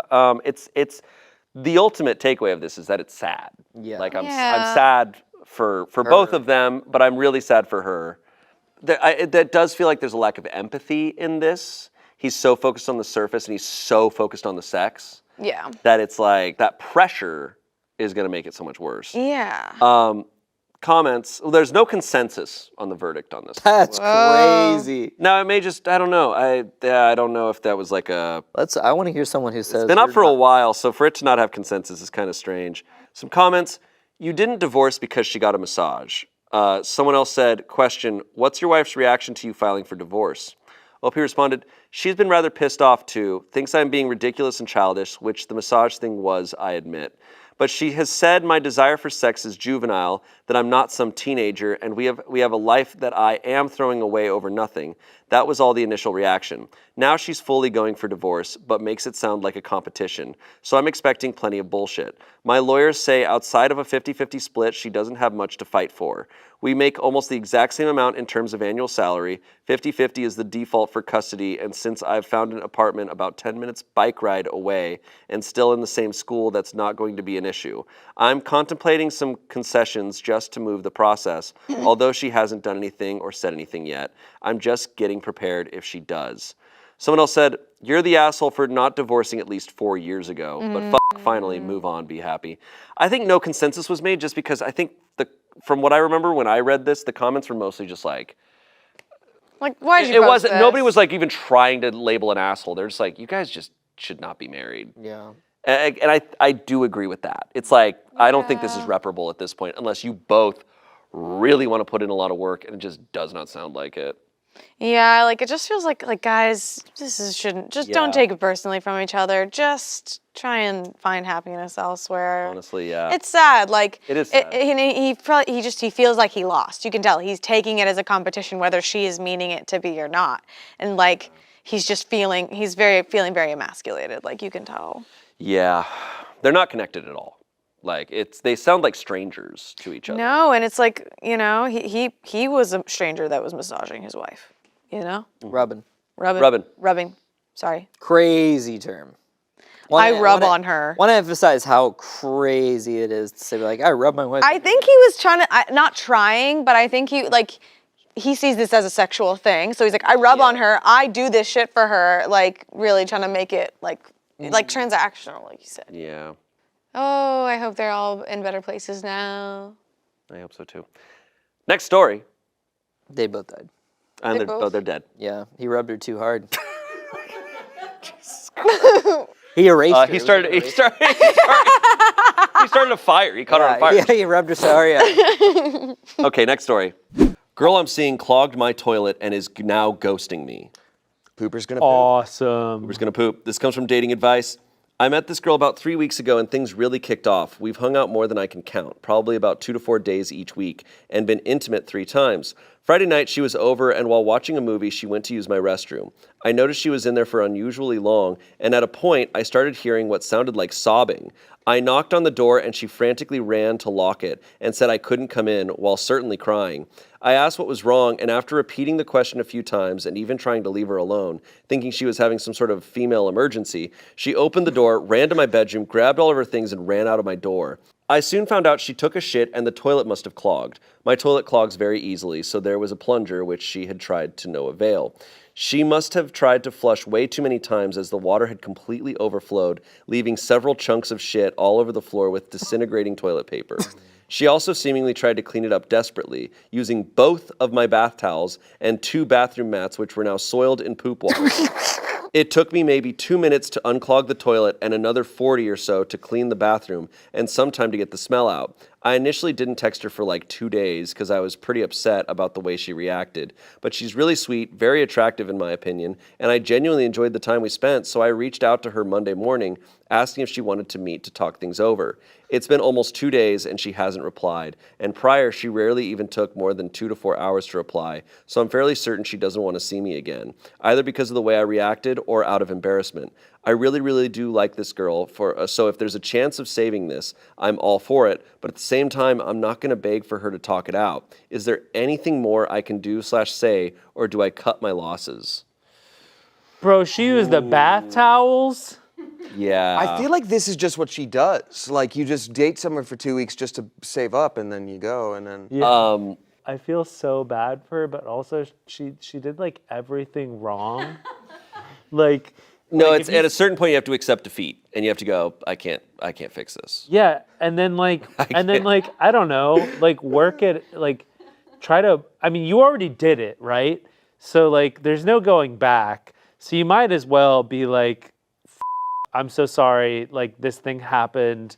Like, rather than like running out of the place and never talking to the person again. Like Her first mistake, because I haven't had a toilet clog in a long time, but when you Must be nice. Must be nice, Shayne. you know what they might have needed a poop knife.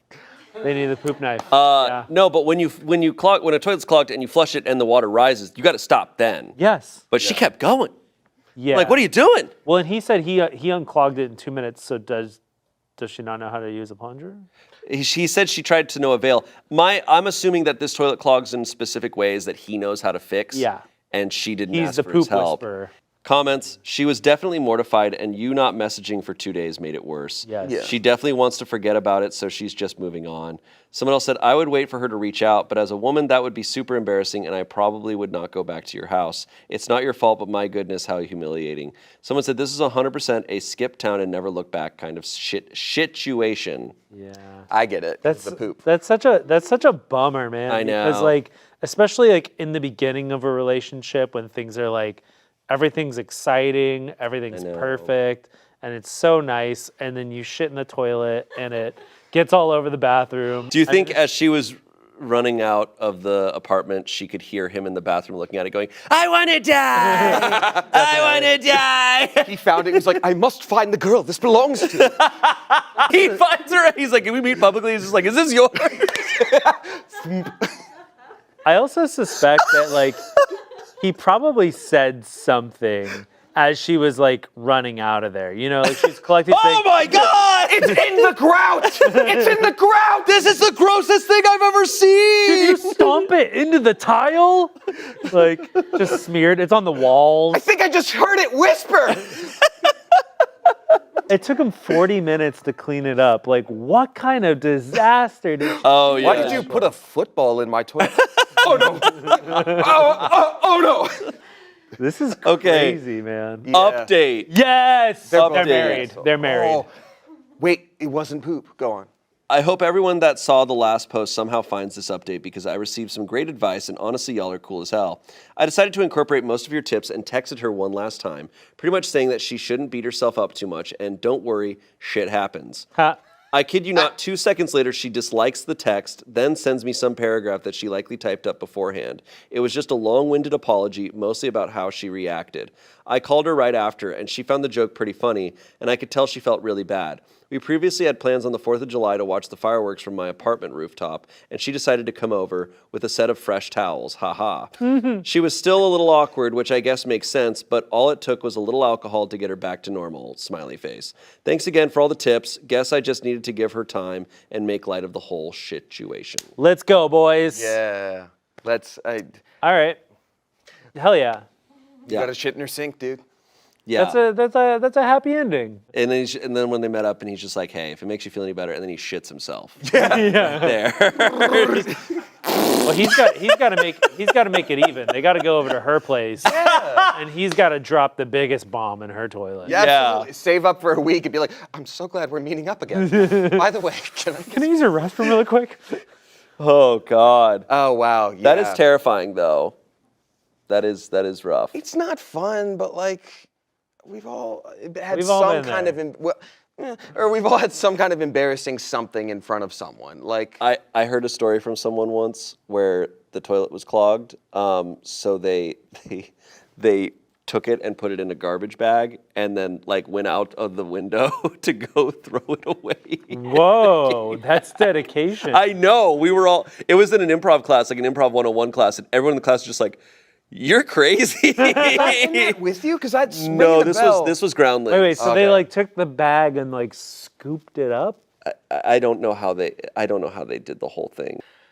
Yeah, I feel like I would never be that embarrassed about a bodily function. Like if someone can't handle it, they're not your ride or die. I get 3 weeks in is like the worst time for It's that not to happen. ideal. It's the worst time for it to happen. Cause like you get a few more months in, you're like, okay, I'm comfortable with this person. They like whatever. 3 weeks, like you know, I have an ex where like pretty early on in us dating, she had like a literal stroke. And it was like not easy to help, you know, sort of facilitate her like comfort and safety. And like I spent a lot of time at her place, and that's a real vulnerable time to see somebody. For sure. That's not that different than shitting in their toilet real big. So like sometimes you're just like, hey, are we doing this? Let's do it for real. I know it's early, but let's go, you know. Am I the asshole for asking my friends what flavor their wedding cake is? Seems harmless. We're f***ed. What possibly could Could happen go wrong. here? Everything. What? Because wedding is involved. Everything. Food. Food. Cake.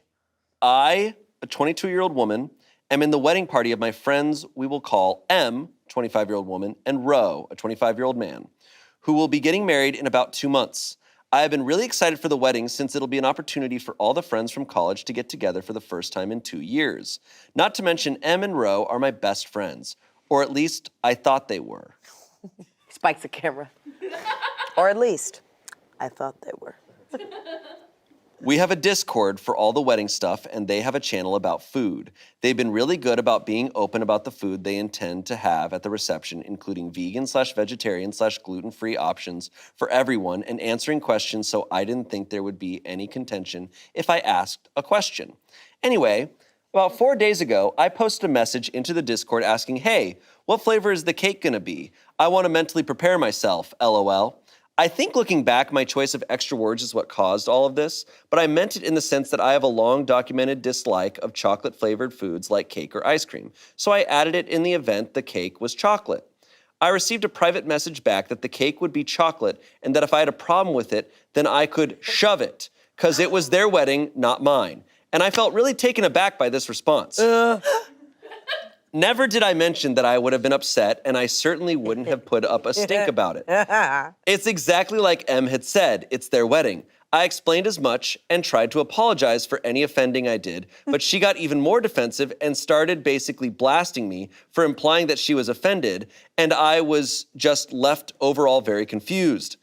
I gave it 2 days before I tried to apologize again and smooth it over, figuring she may have just been having a bad day, but I got shut down again, telling me she didn't need my apology because nothing was wrong and I needed time to stop trying to make it seem like shit was wrong between us and to just drop it.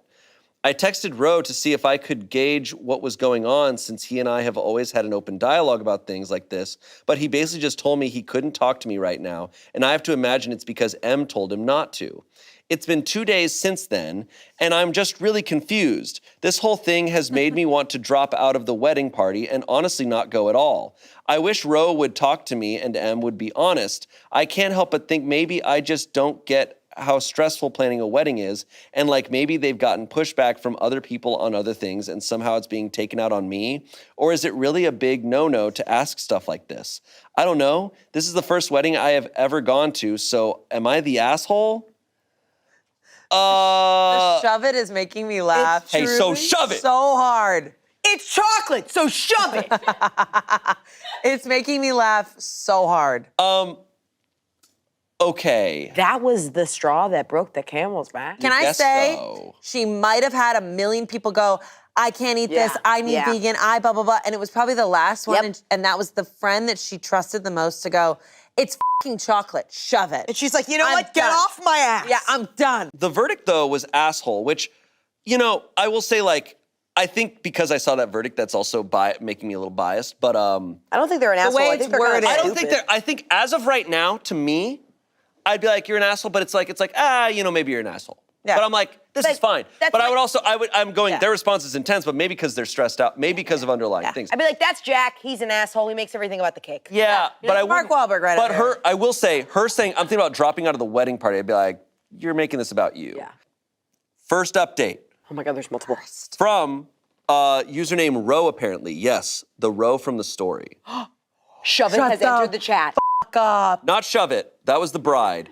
Shove it That was M. Shove This it's is Ro. betrothed. This is Ro, but she reached out to Ro, and Ro was like, hey, I can't talk right I now. can't talk to you. M's gonna Okay. kill me. He responds saying, hey, Izzy, Not surprised you didn't share the whole story. You never do. Just like last year's surprise party for M. TLDR, Izzy here spoiled the surprise and tried to claim my present was hers. I'm Ro, the groom-to-be. I don't do Reddit, but my best man does and frequents this thread. He saw this post and it was so obvious it's you. This whole cake thing did happen, but it is not the whole story and did not go the way Izzy claims. Okay. First off, cake was not her only complaint. You refused to have a joint bachelor/bachelorette dinner because I have poor taste. You said my suit was tacky because I wanted white and not traditional black. You whined about the bridesmaids' dresses being purple because you wanted ivory. Any decision we've made, there's always a complaint. And M has done nothing but be patient and try and find common ground. She should not have to change her wedding choices for you. Second, we never told you to shove it. M only messaged you privately because she was tired of having to argue in the group chat. Everyone else is tired of your bullshit too, so we didn't want to bother them with it. It's a cake. Eat it or don't. Eat it or yeet it. You have hated me ever since I joined the friend group, and that's fine, but you will not ruin M's day because of your pettiness. If you care about her, then honor her decisions. Of course M is different, because she grew the up. All of us did except you. My God, you're 22. Stop acting like a spoiled teenager. Chocolate cake will not kill you. By the way, asshole, I'm 26, not 25. Pay attention.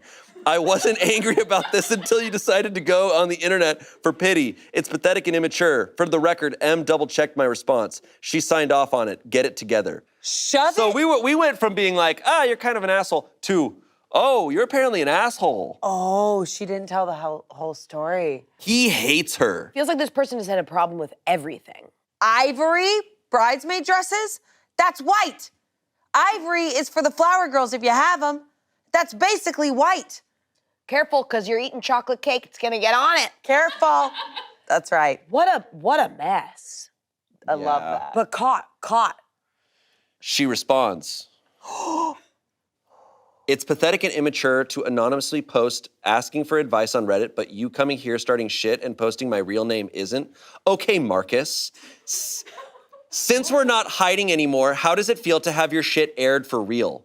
Here's how I know M didn't sign off, because she never would have agreed to using my real name. You're just trying to get me upset at her too. She's my best friend, and I should have known you'd do this. You always try to manipulate us into being mad at each other. Case in point, when I had planned this really awesome dinner for just her and you had to plan her surprise party for the same day. I just wanted alone time with my best friend, but you couldn't wait one day for the party. M has known me far longer than you, and no offense, I'm sure I know her better than you do. But I've kept my mouth shut because I love her and just want her to be happy. I complain about everything, then how come I've never said anything about the hundreds of times you've made M cancel plans with me to go hang out with you? I just wanted my BFF to spend a little time with me. We're not allowed to have sleepovers anymore because it makes you uncomfy, or take a girls trip for the weekend because it's too expensive. Sorry you can't take care of her like I can. Some of us can afford rent. Clearly this was never about the cake and more so about you hating me. I was fine when you joined the friend group, but you clearly weren't fine with mine and M's relationship. You've been the same towards some of her other friends who I'm sure would agree. Get a life, Marcus. Stop trying to take mine. Oh my God. Let's f***ing go, dude. Let me tell you now, rocks. This f***ing rocks. This is so f***ing relatable. When best friends and a boy comes in, Oh my God. it gets Literally, scary. sometimes the depths of hell The depths are of hell. when two best friends, when a protective best friend gets pushed aside for a boyfriend, shit comes out. Marcus responds. Marcus! He's like, meet me on the thread. Meet me on the thread. This is between Marcus and Izzy. Holy Marcus responds to Izzy. The plan was for you to distract her while we set up the party by taking her to a movie, not going to the movies, then taking her to dinner and telling her of the party. We waited hours expecting y'all to be back. I have never once made M cancel. She always did that on her own, and not frequently at all. You have had plenty of time alone with her. Just because she spends time with me too doesn't mean I'm forcing her to. And yes, a trip to multiple countries across Europe is very much too expensive. We already live paycheck to paycheck, which you know. I know money isn't a concern for you, but it very much is for us. Not all of us have apartments paid for by dad. Nobody else seems to think the same things about me, and if I'm wrong, I will gladly listen and change. But that requires communication directly, not anonymous Reddit posts. You may have known her longer, but you clearly don't know M well. You fail to see how miserable your comments and attitude have made her these past few months. For her sake, knock it off. Knock it off? Shove it. Oh, God. Knock it off, shove it. Yeah. Get out of my life and Knock it shut off. up. Well, you shove it. For her sake, knock it off. Knock You it off? shove it. Dude, he is airing out. Daddy paid for the apartment. He's like, you know what? I'm going to tell them She about started the it dad though. part. She started it though. And if I know her, she came back, didn't she? Oh yeah. Of course she did. Let's hear it. Let's hear it. Of course she did. She probably refreshed this page until it was there. I love that we're getting in the weeds of this surprise party bullshit. Paid by daddy. Woo! Real mature asshole. You know I work hard like everyone else. It's not my fault my parents made better decisions than yours and can actually help their kids. Right. All right, she just lost. she lost before. Izzy, don't do that move. Izzy's been been throwing losing a rocks. while. Izzy's coming back with the iron claw and she's using it on herself. Oh, you're shaming his parents for not making enough money. You just blamed everyone's parents. Cat on the field, Izzy. You just insulted everyone. And of course, I wasn't just gonna take her to the movies on her birthday, a ruse or not. I was gonna kiss her too. I was also gonna have a threesome with her and this guy we met. And of course, I wasn't just gonna take her to the movies on her birthday, a ruse or not. It was still her birthday, and she's my friend, and I love her, and wanted to take her to an actually decent meal other than the shitty pizza you brought for her. Also, yeah, maybe you didn't tell Em to cancel, but knowingly asking for plans when we had them is basically the same thing. Before you, she was fine. She had everything she needed. And for all of you in the comments saying I have a crush or want to Em, you're delusional and know nothing about me. We're best friends. I love her. She loves me. Not my fault we have natural chemistry that everyone over the internet can feel, but it's not like that. Marcus? We're not saying that because we feel anything. We don't feel it. We're being told it. No, I think you're saying We're going to get hit. Marcus, you're an asshole. You've been an asshole since day one. Just admit you're not the guy who can give her what she needs and move the on and leave us alone. Everyone on the internet can feel our chemistry. What do you mean? What the I don't feel Em any is not chemistry. here. Final update from Marcus. He's gonna end it. Oh. You're proving my point. I'm not gonna argue over Reddit anymore over this, especially if you're gonna talk about my parents like that when you know full well why they aren't rich. No. Either message us in private or drop it altogether. If this is how you really feel, don't bother coming to the wedding. Mic drop. Shove it, Izzy! Am I the asshole for not taking the fall when my wife farted?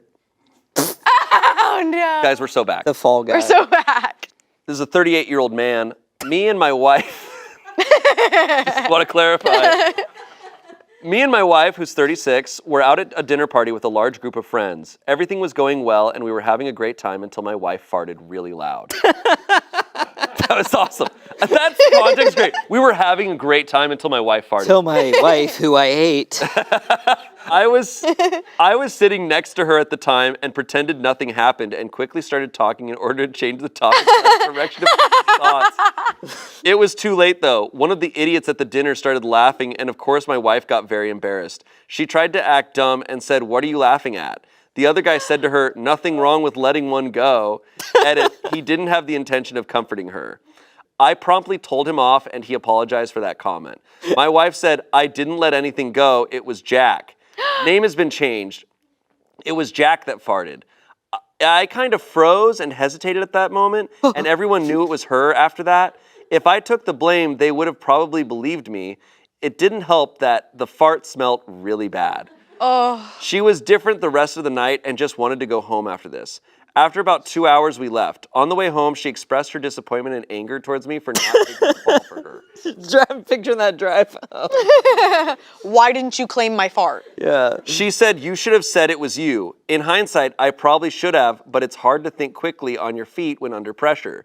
I thought I did pretty well by trying to talk about something else. Anyway, she was in tears and extremely embarrassed. She is upset at me for not taking the blame. What do you guys think? Edit. I really need to highlight that the sound was loud and the smell was horrible. It was this combination that made it extra embarrassing. Yeah. It wasn't a silent fart that smelled bad or a loud fart that didn't smell. Imagine smelling a dead animal coming out of a bubble Okay, bro. with the sound of a fire brigade. That's what happened. My Also, God. have I mentioned my wife is really ugly? Edit. And dumb. Yeah. Edit. I agree I shouldn't have told the guy off. It all happened so quick. It was an instinct reaction to That's my her being wife's laughed fart at. you're talking about. It was an instinct reaction to her being laughed at. He said it to make fun of her. It wasn't said in a way to comfort. I didn't go aggro on him or swear at him, by the way. More like shut him down. But true, I should have slowed down and thought before reacting. He probably was just like, hey, come on. Ah, it's okay. We all let one go. What the f*** you say?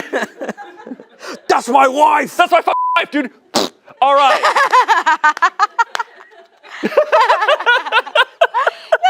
Crazy. Dude, I don't. Look, we're here at Outback Steakhouse. That's what you gotta do. Yeah, what restaurant were they at? Dude, because that's some places it's common etiquette. At Chili's, Come on. At Chili's, it's actually in Chili's culture. It's actually really disrespectful. In Chili's culture, that's how you show that it's really good. It's really true. It is a bummer when it smells bad. Like It's such a difference. It unfortunately is such a difference. Yeah.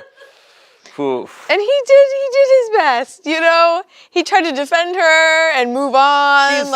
But I'm sorry, like she is an asshole for letting that out of her asshole, but also she shouldn't have been doing that. She shouldn't have been doing that, dude. But also blaming someone else, mean thing to do. Like genuinely blaming someone else, unless you have a dog there. But like, and then being mad at him later. Yeah, and like you can, truly not the being car like, ride home. And he didn't deny it. He just froze in the moment. Yeah, I mean, okay, let's all do something right now. Everybody in this room and everybody at home. Fart. No, fart. I thought, yeah. Let's think internally of something to say when the day comes where you fart really loudly in front of a group of people. Think of something witty or something to say just so you have something and so you're prepared for when that happens, okay? This is our life jacket. That's a good. I should be workshopping that. We need to cook. See, most people operate on different speeds because for me, I'm constantly like, dude, if I can fart on Try Not to Laugh, that's my dream. Yeah. Like a true, like this is what I'm going for. Or during like a sound check. Oh, dude, when we're getting room tone. Yeah. That's all I've always thought about that. Oh Big man, ol' rip. so funny. See, I think it depends on. There's different kinds of farts. Because it's tough. And his wife shouldn't have been doing any of them. That's just kidding. He should have gotten mad at the wife. What did you just do? That's the funny response if someone at the table just went, "Hey, please don't do that." Sorry, please don't be doing that. Or if you did it and you go, anyone else? Now you. I've said my piece. And that's all I have to say. You have no choice but to own it. You have. Like, unfortunately, I wouldn't have laughed. Well, depends on the fart. Depends on the fart. It's unfortunately, dude. Farts are. Shayne, what would you have done? What would you do? What if it was us? What would you do? I farted really loud and I looked scared. What's my line? I say like, this is the thing. This is the can't thing. let that out. Yeah. This is the thing. I know that if we were hanging out with all of our friends and someone farted, like, it's a safe space. No one's gonna like make you feel bad, and you're not gonna be judged. Like, where people are gonna laugh at you a little, maybe. But remember the live show fart in that room. There was an angry mob after. The problem was crazy. The problem was it was dead silent, and it smelled really bad. And we weren't like mad at whoever did it. We were just like, whoa. It was like, whoa. But that was dead. I think because the nature that it was dead silent, we didn't feel bad because it was kind of anonymous. If someone farted and it smelled that bad, we would have been like, hey, it's all right. It's okay. You're okay. Tears streaming down our eyes. It's all right. Have y'all? Dude, you know what does suck though? If someone accuses you of farting and you actually didn't, and you're like, bro, like it actually wasn't me. Oh my God. Yeah. Because then you look crazy. Mm-hmm. I don't know. This is that. Yeah, dude. I think. But if someone, if it would, I don't know. If I was at a table and if someone farted, I would try not to laugh. But then I'm like, what would I just wouldn't judge them. I'd be like, that's awesome, dude. I mean, yeah. At the end of the day, it's like a bodily function you can't control. Unfortunately. But if you fart, you have to own it. Like if you're at dinner and you fart, you just got to be like. You got to stand up, bro. This group just needs to be funnier. Yeah. What I was saying earlier was if someone farted. Yeah. And then we managed to not acknowledge it, but then they then like someone brings it up and they go, I didn't fart, then I'm laughing. then I'm like, holy shit, you're trying genuine. Like, you're taking this seriously. I don't think there's I'd be like, I'd be like, oh my God, like you're taking it seriously. You're trying to, I don't like, think you there's gotta a lighten single it. place in the world where someone would fart and I wouldn't laugh. Like, yeah, like. They could be like about to execute me, and then someone farts, and I'm like, man. There's unfortunately. Couldn't have waited. Dude, there's that creator there's that guy on TikTok who his entire TikTok is just him walking around Central Park just farting. Oh yeah. It's fake, though. It's like a little It's a little fake thing, but he's still taking It's it. Like crazy, he's still yeah. pretending he's farting, and it's so funny. It is really funny. He'll He just like kicks. He'll like walk past you and just be like, oh, and then like keep going, and it kills me every time. Okay, verdict was not the asshole. Comments. Everyone at that party just needs to realize that farts are funny. Always have been, always will be. Yes, it's a bit embarrassing to let one rip in a large group of people, especially if it's smelly, but laugh at yourself, keep moving. Actually, moving will probably help a lot if it's smelly. Move to an open window. Okay. Yeah, what the f***? You're not gonna get up from the table. That's embarrassing. Sir. Not after the fart. Also, him shutting someone down would have also made me laugh. Be like, hey, man, stop it. No, that's funny Stop as it. I'd be like, hell. f***, dude, like, oh, dude. I would have been like funny. Jesse Pinkman in that. Don't talk first about part my where he's got wife's the water. He's like, Oh, Yeah. yeah. Someone said, LMAO, this is hilarious. I don't know how she is calling you an asshole. She literally tried to throw you under the bus. Like, I know you don't care, but you're her husband, and she was trying to make you feel embarrassed and crappy, not the asshole. He responded, my inner clown was tempted to say, smell you later, when leaving the dinner, but I resisted. That would have broken a lot of tension, probably. Exactly. Maybe not. Someone said, I feel bad that your wife is so embarrassed and hurt about it. It's weird, though. I don't get the reaction of the people in the room or your wife. It all seems very immature and odd behavior to me. I don't think it's fair for her to be mad at you since your intentions were good, not the asshole. Yeah, like he tried. He tried to like move on. Like he tried to shut down. He tried. it's important that we move on from this as a society. Yeah. That's what I'm saying after I fart. If you're really in a group, That would make me laugh really hard. Guys, we need to there it is. We as a society need to move on. there it is. See, if you ever feel one coming, you should just step away. If you're like, she was playing a dangerous game. That's what I'm saying. She shouldn't have done it. She shouldn't have even farted. She shouldn't have farted. You get up from the table, you walk like 10 feet away, and then they still hear you.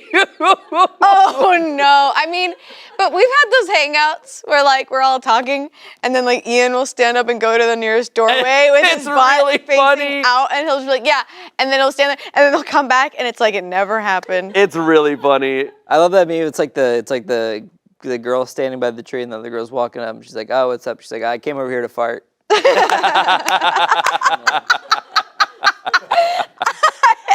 I came over here fart. Don't come over here. Stay over there! Stop!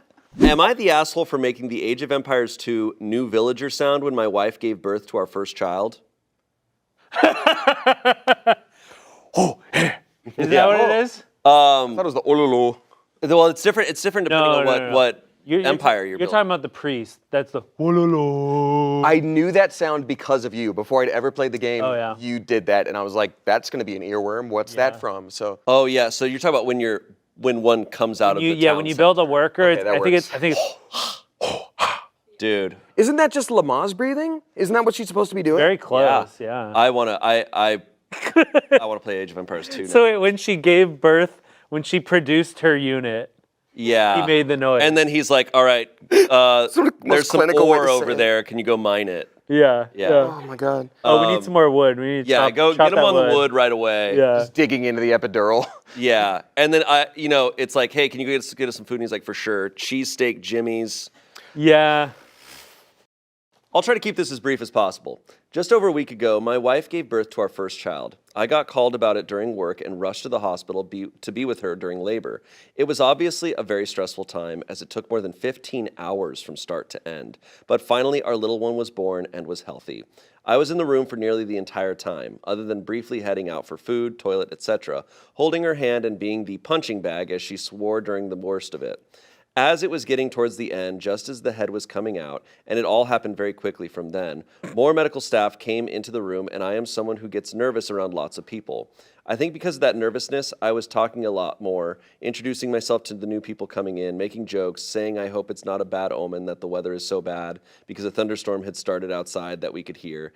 And then when our baby finally came out fully, at that second, I made the Age of Empires 2 New Villager sound. Shh.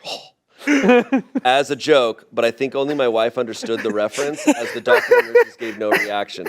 The look she gave me could have sunk 1,000 ships. She looked so angry before seeing our little one and finally smiling, but didn't look at me for about half an hour. What? Even then, she was really annoyed for the rest of the day.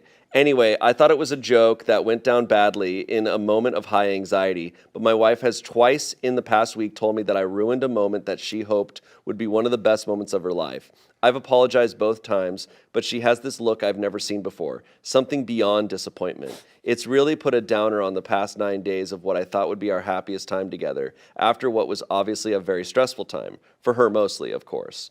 Am I the asshole? How did, like, I love that she clocked it. Like, just like in all this, like, you know, chaos of 15 hours, and this one moment, he goes, that one single thing she clocked. The verdict on this was asshole, which I think it's fair. I'm not saying like this is the worst guy ever, but it's like, hey, yeah. I think like honestly, what was worse was him saying, "Is this a bad omen?" That they're like, why the f would you say that during labor? I will say all of his post makes it sound like he was the hardest part of her labor. Yeah, like yeah, actually. and he's just there cracking jokes the whole time. Like, good luck, because the kid might. That's half of him. I know. You're gonna give it. Saddle up. The comments, I think, definitely sum it up pretty well. Someone said, wow, your whole post is just all about you, and I'm going to guess you are the main character in every story. Apparently your wife loves you enough to have a child with you, but maybe it's time to grow up and become a little more self-aware. This was not the time to try to grab the spotlight. You're the asshole. Someone else said, you're the asshole. You need to know when to be serious. Don't be the Homer Simpson dad that your wife has to put up with. Shape up and be a solid support system when your wife needs it. Excessive, inappropriate silliness is a sign of immaturity. You felt anxious, so you did something stupid that hurt your wife while trying to soothe yourself. Lastly, someone said, you're the asshole. Yeah, not intentionally, of course, but your wife was physically and emotionally drained and hoping for a beautiful, poignant moment, not the time to make a joke. It's the behavior, like, overall. Like, it's not the, it's not the because if he just did that, but was like a supportive and I wonder if it's a lead up to this, like, she's just like, now, there's a lot of times when it's Am I the Asshole posts, it's people doing, like, absolutely ludicrous things where it's like, you need to break up or divorce. Yeah. This is one where I'm like, yeah, if I was his friend, I'd be like, hey, man, you just need to cool it a little bit. You were the asshole in this situation, but you're not a bad person. Yeah. You just need to... But learn from this. Like, I think he thinks it's the villager noise, and I don't think that's why she's upset. Like, so. he's like, oh, it's because I made this noise, and she hasn't talked to me since. And it's like, no, it sounds like it's your behavior through the 15 hours of labor and introducing yourself to, you know, that. It just doesn't seem like he was really. I mean, he, you know, even him being like, yeah, it was the punching bag as she swore during the worst of it, and it's just like, maybe she was saying. Stop. Yeah. I think I agree with the comments a lot of just like, hey man, sometimes you just need to like be a little serious.